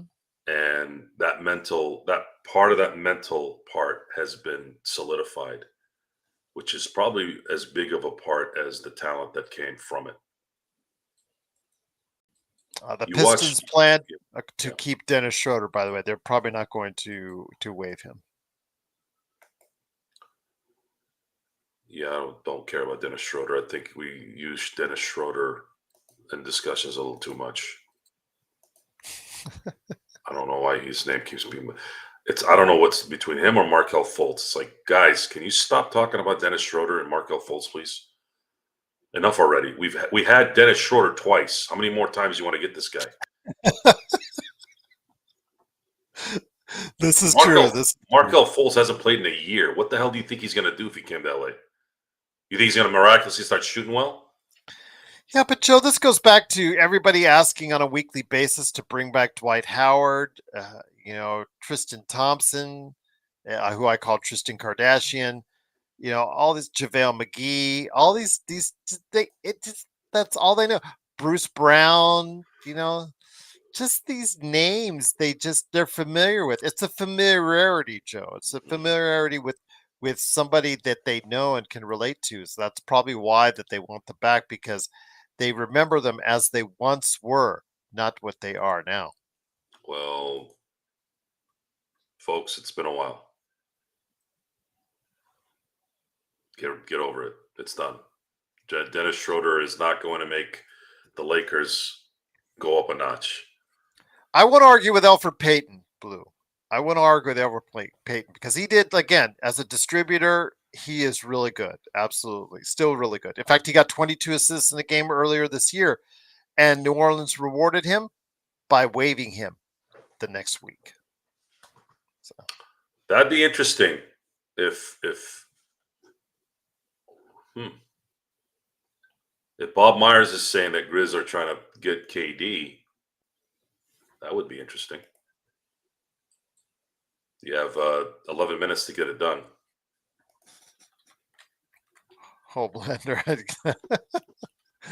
Bring back Trevor Ariza. There you go. I maybe more Trevor Ariza over Dwight Howard at this point. Who would they give? They'd have to give. They probably want. Phoenix would probably want Desmond Bane, right? They'd have to put Desmond Bane in there. Yeah. So Desmond Bane and Marcus Smart and draft picks. Yeah, because I know they wouldn't give up Jackson. Jackson's playing too well right now in Memphis. I tell you what, I would do it. I would do it if they gave me Smart, Clark, and Edey, and then I'd give them a couple of first-round picks. I'd make that deal. Yeah, I like that. Yeah. Because you're not going to get Jackson away. Jackson is playing probably the best in his career. Yeah, you don't want to. You can't give up the core, which is Jackson and Ja.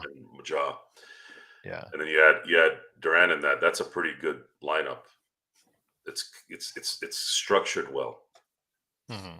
So make it happen, Memphis. Make it happen. Let's see LeBron and Luka go through Jokic and Durant on his way to a title. I think it would be kind of poetic. Kerry, this season, I think Dennis Schroeder has been rumored or in line to go everywhere because he's been on 4 teams, five if you count Utah at this point. Yeah, that's crazy. I hope he's staying at a Holiday Inn Select. I can fly the plane. There's no sense in owning. Yeah, there's no sense in owning a home if you're an NBA player who's likely going to get traded. Didn't AD was about ready to settle on a $30+ million home? I think he already had it. Yeah, well, ouch. Luka closed on a $15 million home just a week earlier. Yeah. I mean, it doesn't matter, guys. If they're buying it for $15 million, they're going to be able to sell it for $16 million in a year? Yeah. Plus, property tax in Texas is very high. Reggie Jackson is now available to anybody. Yay, Reggie Jackson. That's another name that I love to hear all the time.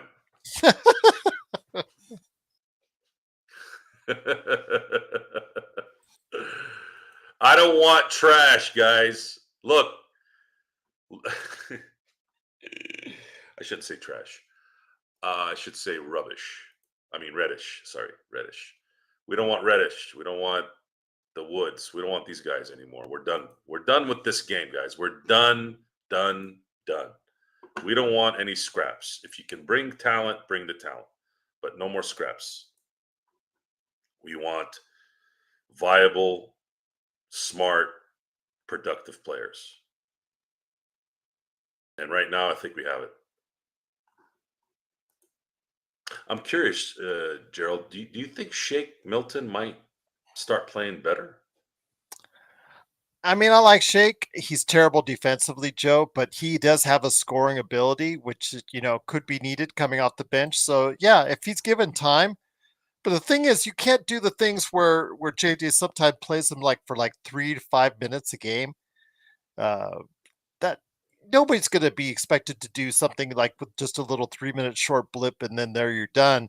You have to give a guy at least 10, 15 minutes of quality time to get a look to see if he can contribute to this team. I think he can be a scorer off the bench, but the thing is, him and Vincent, can they play together coming off the bench, do you think? Or are they just too small, both of them? Small. Milton is small. He's not going to be able to play against some of the bigger guards, that's for sure. I don't think he'll be a rotational player in the playoffs unless somebody gets injured or something like that. So, yeah, you're probably right. But I would like to see if most of the rotation, if it can go 9 deep, let's say, that it eases the team health-wise and load-wise, so that when they do get in the playoffs, they're going to run that 7-man rotation and everybody's going to be fresh and fluid. Because it drops to 7. If you can get to 8, you might be able to use 8 with Vando in certain matchups, sure. But how often, Gerald, do you see a 9-10-man rotation in the playoffs? Rarely. It's very rare. It's usually 8. It's usually 7 or 8. Yeah, so this is part of the we think during deadlines and during the season, we think in 12 to 15-man rotations, which is fine because they all kind of usually work that way. Except Tibbs, who runs a 5-man rotation. Yeah, he's always going to be the exception. So that makes sense in an 82-game season, but in the playoffs, you have to make sure the best guys are out there at all times. And the Lakers right now could start Luka, Gabe Vincent, DFS, LeBron, and Williams, and have Rui and Osteries come off the bench. I mean, this is a bona fide 7-man rotation now. And you can interchange those guys depending on matchups. Here we go. Here's another one for you, Joe. Just under the deadline. It is Memphis Grizzlies finally making a move. Get that out of here. It's coming up right now. The Memphis Grizzlies are trading Marcus Smart and a 2025 first-round pick to the Washington Wizards in a multi-team trade that sends 2 second-round picks to Memphis. With that, I think it's creating... That has to be a setup for something else, right? Yeah, but it's also creating cap flexibility for Memphis to do just what you're talking about, Joe. So could they be doing something in the next 5 minutes as well?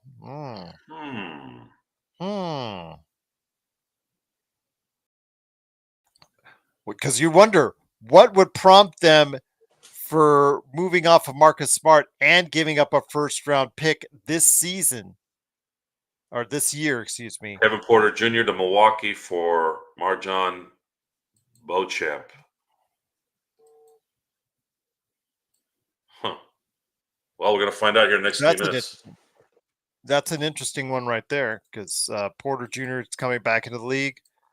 Beauchamp, I know that has been on the outs at times within Milwaukee. Does it, Gerald? Why they gave up a first-round pick? I mean, why would they? Why would no? Because they're obviously, like you said, they're obviously maybe a bigger trade in mind, maybe in the next couple of months. Why would you give up Smart and the first round pick this late? So it says in a multi-team trade that sends 2 second-round picks to Memphis. So there's got to be, it's already saying that there's another more to piece this, to so it. we have to wait. Yep. So there's probably bigger pieces added to this. So we will wait and see what that is. But yeah, it's just coming in under the wire. 3 minutes left. Can we pull off a shooting guard? Jamal at this point, I don't want to count on unless the Lakers are somehow involved in this trade. We'll have to wait and see. But yeah, right now it looks pretty grim. Yes, Cam Johnson could be involved. You never know. We'll find out here, hopefully, in the waning moments of the NBA trade deadline. It is, of course, Joe Sorrell along with me, Joe Glassford. Thanks again for watching this thing. Rough Artist. Who is the Lakers' 8-man lineup?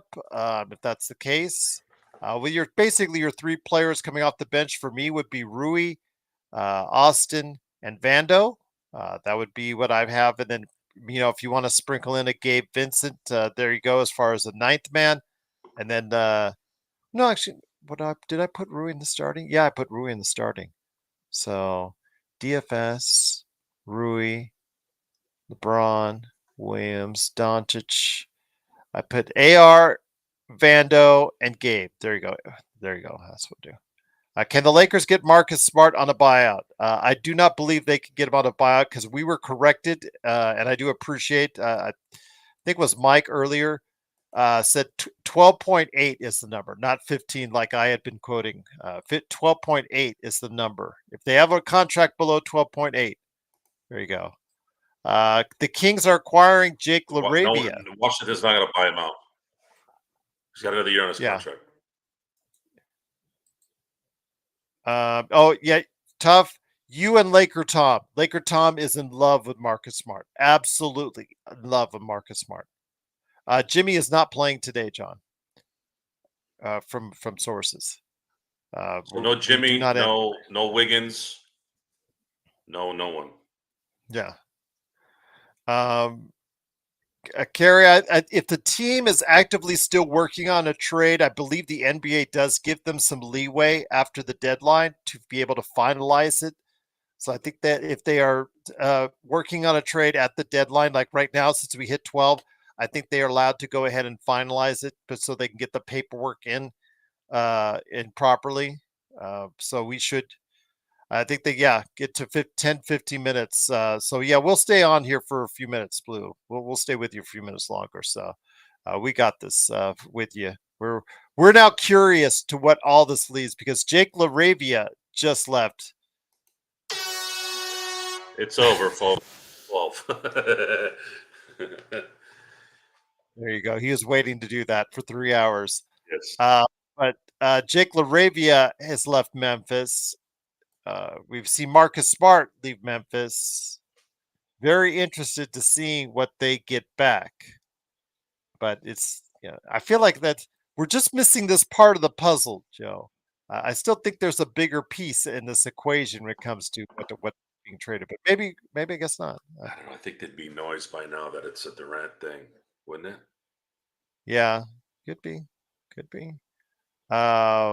J-Bay, Smart can't be bought out. He's got more years on his contract. Because I got Bob Myers mentioning it has me thinking. Well, we'll stay with you here for the next few minutes before we head it out. Raider Station says Dennis. Weissman traded to Toronto for cash. Yeah, that's just basically because Wiseman's out for the season. So, jeez, what a disaster that is.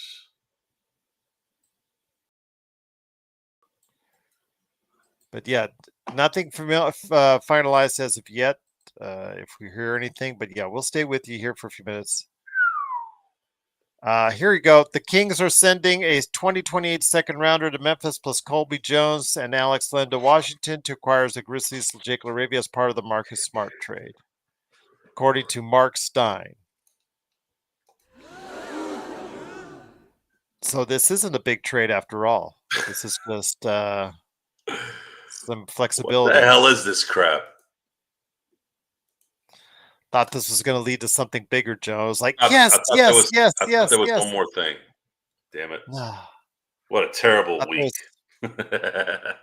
Exactly. But it ended well. It was not the big blockbuster deals to close out, but the big blockbuster deals already came through. Absolutely, yes. Again, over, I think it's over. I think this is probably the last one. Again, Sacramento is sending Alex Len, Colby Jones, their 2028 second to Memphis for Jake LaRavia, and also as well Marcus Smart and a 2025 first round pick go to Washington in this trade, multi-team trade. So I think that might just about do it. Blue Magic says the Brandon Ingram and James Wiseman super duo is hilarious. Carrie says Carrie says their top rotation is Luka, LeBron, Austin, of course, Rui, DFS. You got MW at 4, number 4, Reggie Vando, Jackson has Gabe. been waived. Yeah, I said that earlier. Lakers got a center. Now you all stop tagging me. Howard, Dwight Howard. Sorry, I was reading Yes, myself. I I am. wasn't saying that. Well, I still got to get the kids from school, Kurt, so I don't know when I'm going to be able to do that. So Do what? I'm hoping. Nap. Oh, So yes. Looking forward to seeing what the Lakers can bring with this rotation that they have now. But yeah, Joe, I think we've done it. We've survived another NBA trade deadline. the greatest one yet. So yeah. But yeah, Luka, LeBron, Austin, Mark Williams, Rui, DFS, Vando, Gabe, and then Jax. Let's see if we can get it done. Yeah, it's kind of sad, isn't it, that it's over? It's kind of having fun. Waiting. That was a fast 3 hours. Waiting. Anticipation. Trading Wiseman gives Indiana flexibility below the tax. They were 147,000 below the tax prior to the trade, but now they're even more so. About about 2.5 million now, almost.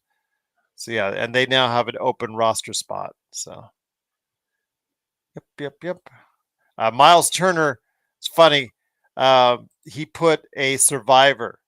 So Miles Turner, who has been the subject of many trade rumors, and I said he was going to say, I was saying, why, if you're a competing team, would you want to let go of your starting center? So he put this.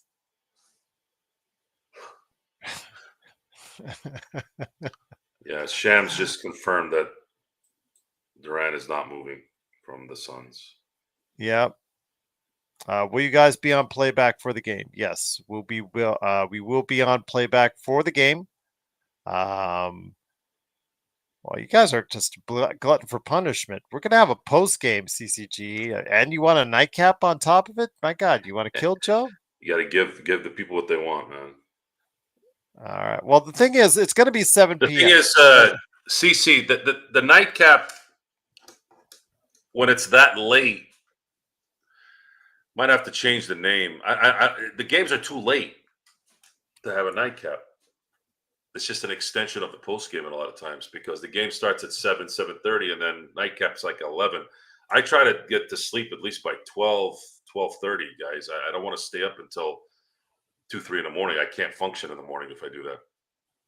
But we'll figure out a schedule, a consistent schedule here. Well, we'll have a post game. The post game lasts an hour and a half, 2 hours. Come on, guys. You gotta give us a break here at some point in time. We'll also be on 2.5 hours or 2 hours and 15 minutes for the game as well. I mean, my gosh, we'll probably be on tonight from 7 to 11 p.m. That's another 4 hours of listening to us. So we love you guys. Now, if you could only multiply yourselves by 100, there you go. Would be also absolutely thrilled. Kurt, we did have morning shows. Magic Man in the morning. Remember, was it a Cup of Joe in the morning as well? So that's up to them how to restart those shows. So, yes, Marcus Smart was traded, JY, to Washington. Yes. The Doncic. Yes, there you go, Joe. I'll send you all a case of Hawaiian coffee. Ooh, there you go. There you go, Joe. Oh, it's funny because Badass. If anybody out there, because Badass was burned in the fire. Badass Coffee, one of the best coffee places I've ever been to in Hawaii. Um, that one, unfortunately, in the tragic fire that happened last year, um, got burned down. But there is a Badass Coffee on the west side here in Vegas. Yeah, just absolutely tremendous stuff that they got there. Love their hot chocolate, but I'll leave it at that. Current affairs says I'm waiting for coked out with Laker Tom. Yes. If we ever do that, if we ever do a show that with Laker Tom by himself, just ranting at you guys, I think we'd get a lot of views if somebody actually coked up during the show. yeah, I would agree. I would agree. Tell you what, though, it looks like that's it. I think we can call it a day, Joe, on the Twitter. I think I can shut down the Twitter here in a second. But Yes, again, thanks everyone for being with us. This was fun. It's been a fun yeah, 5 days. It's been probably one of those epic weeks of sports that we'll never forget.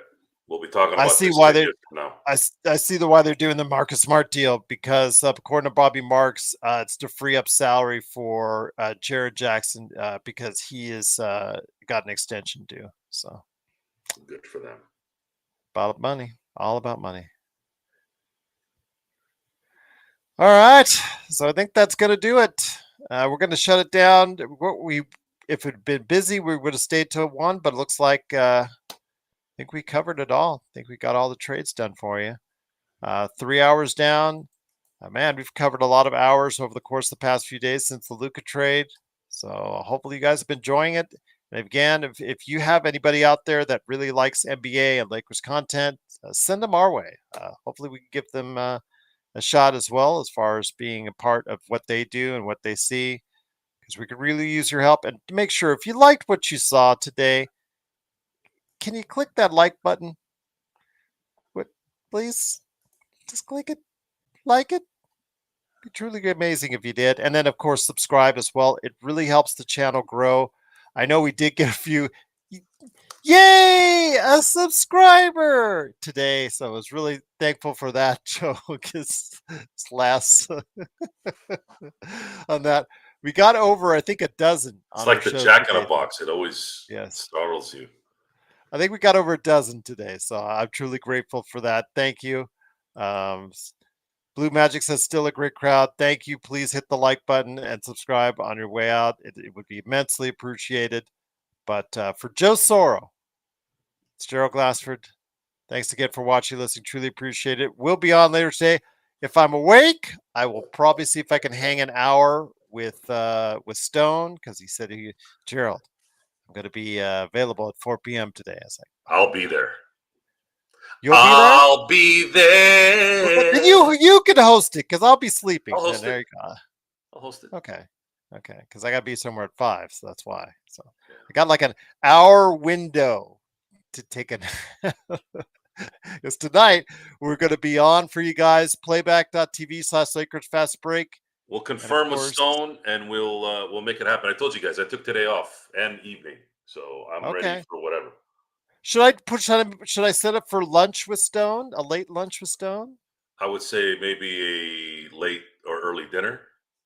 Okay, well I can't. That's all new graphics, man. That's something I'm not going to do right now. But I'll set up for you and Stone. Then I'll let him know.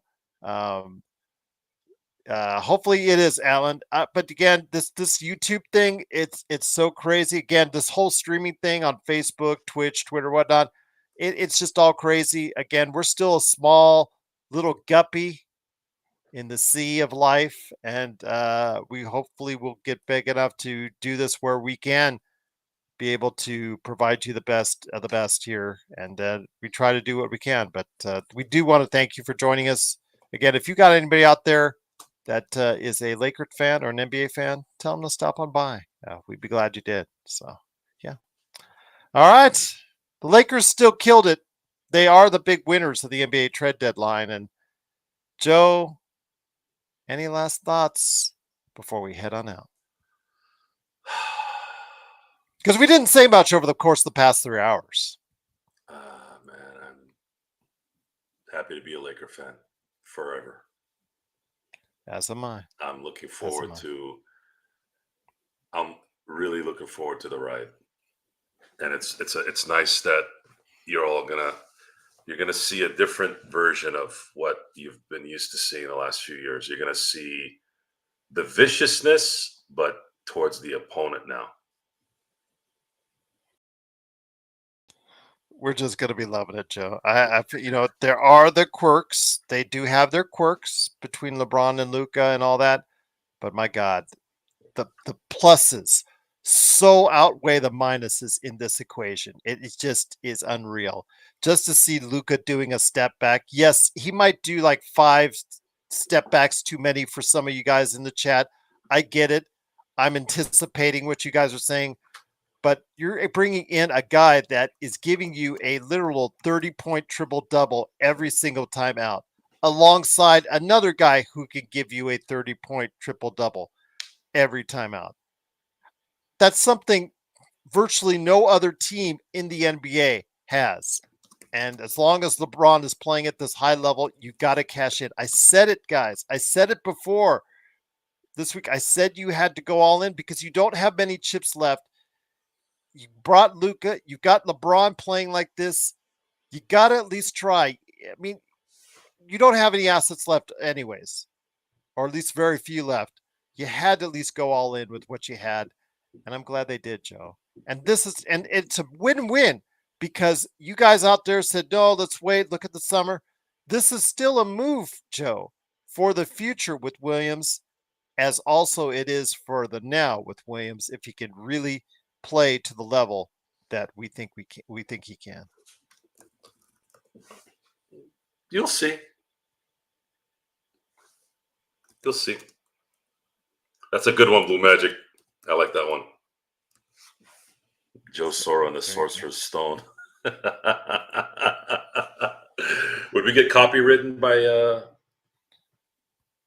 the boys in Warner Brothers?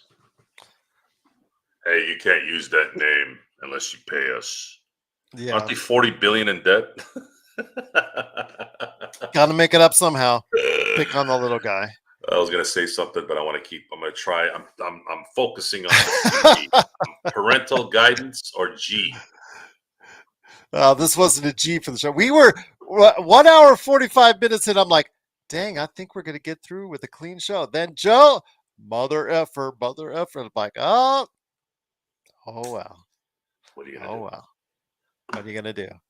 But it's great to have you here, Joe. Thank you so much for being part of what we're doing. I guess you're going to come on a little while then with Stone.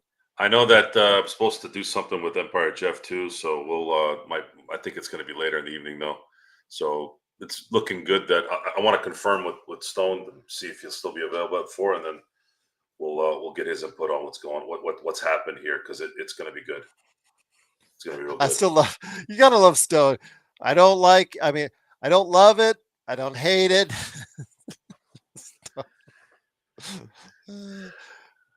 4 p.m. I'm going to put it on the schedule here. I'll schedule it here in just a minute. So before I head on out and get the kids and probably die in the bed for at least go get some rest, man.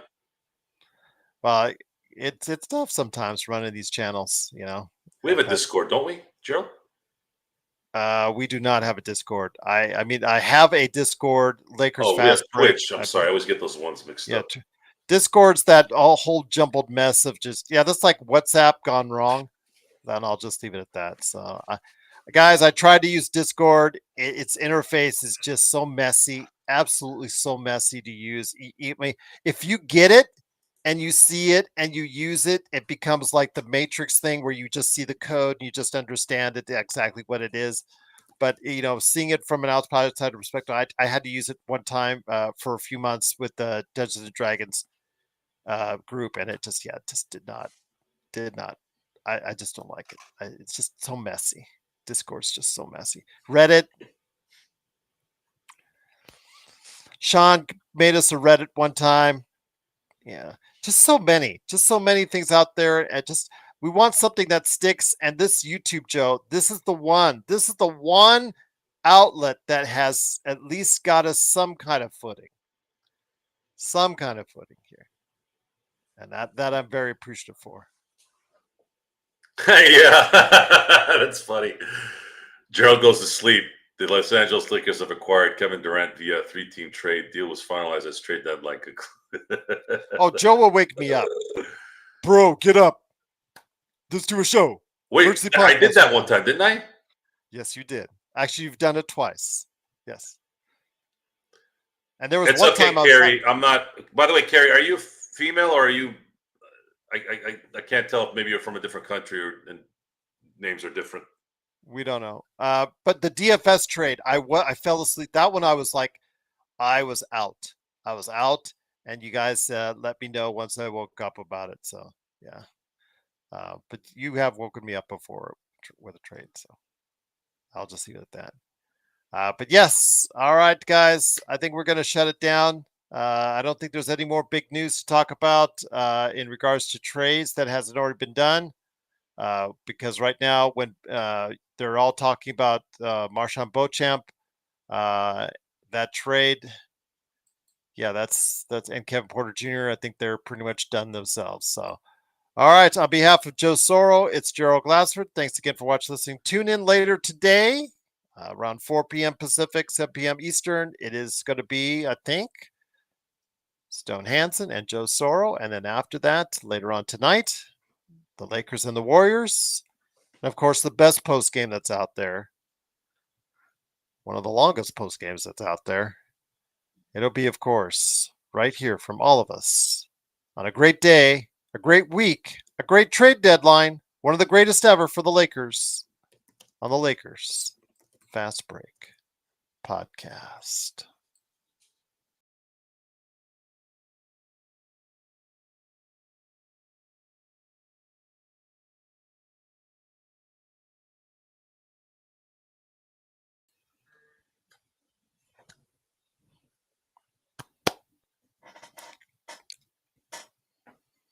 So another trade went through.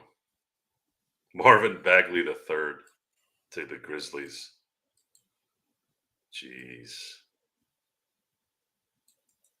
That was the last part of that deal. Yep. All right.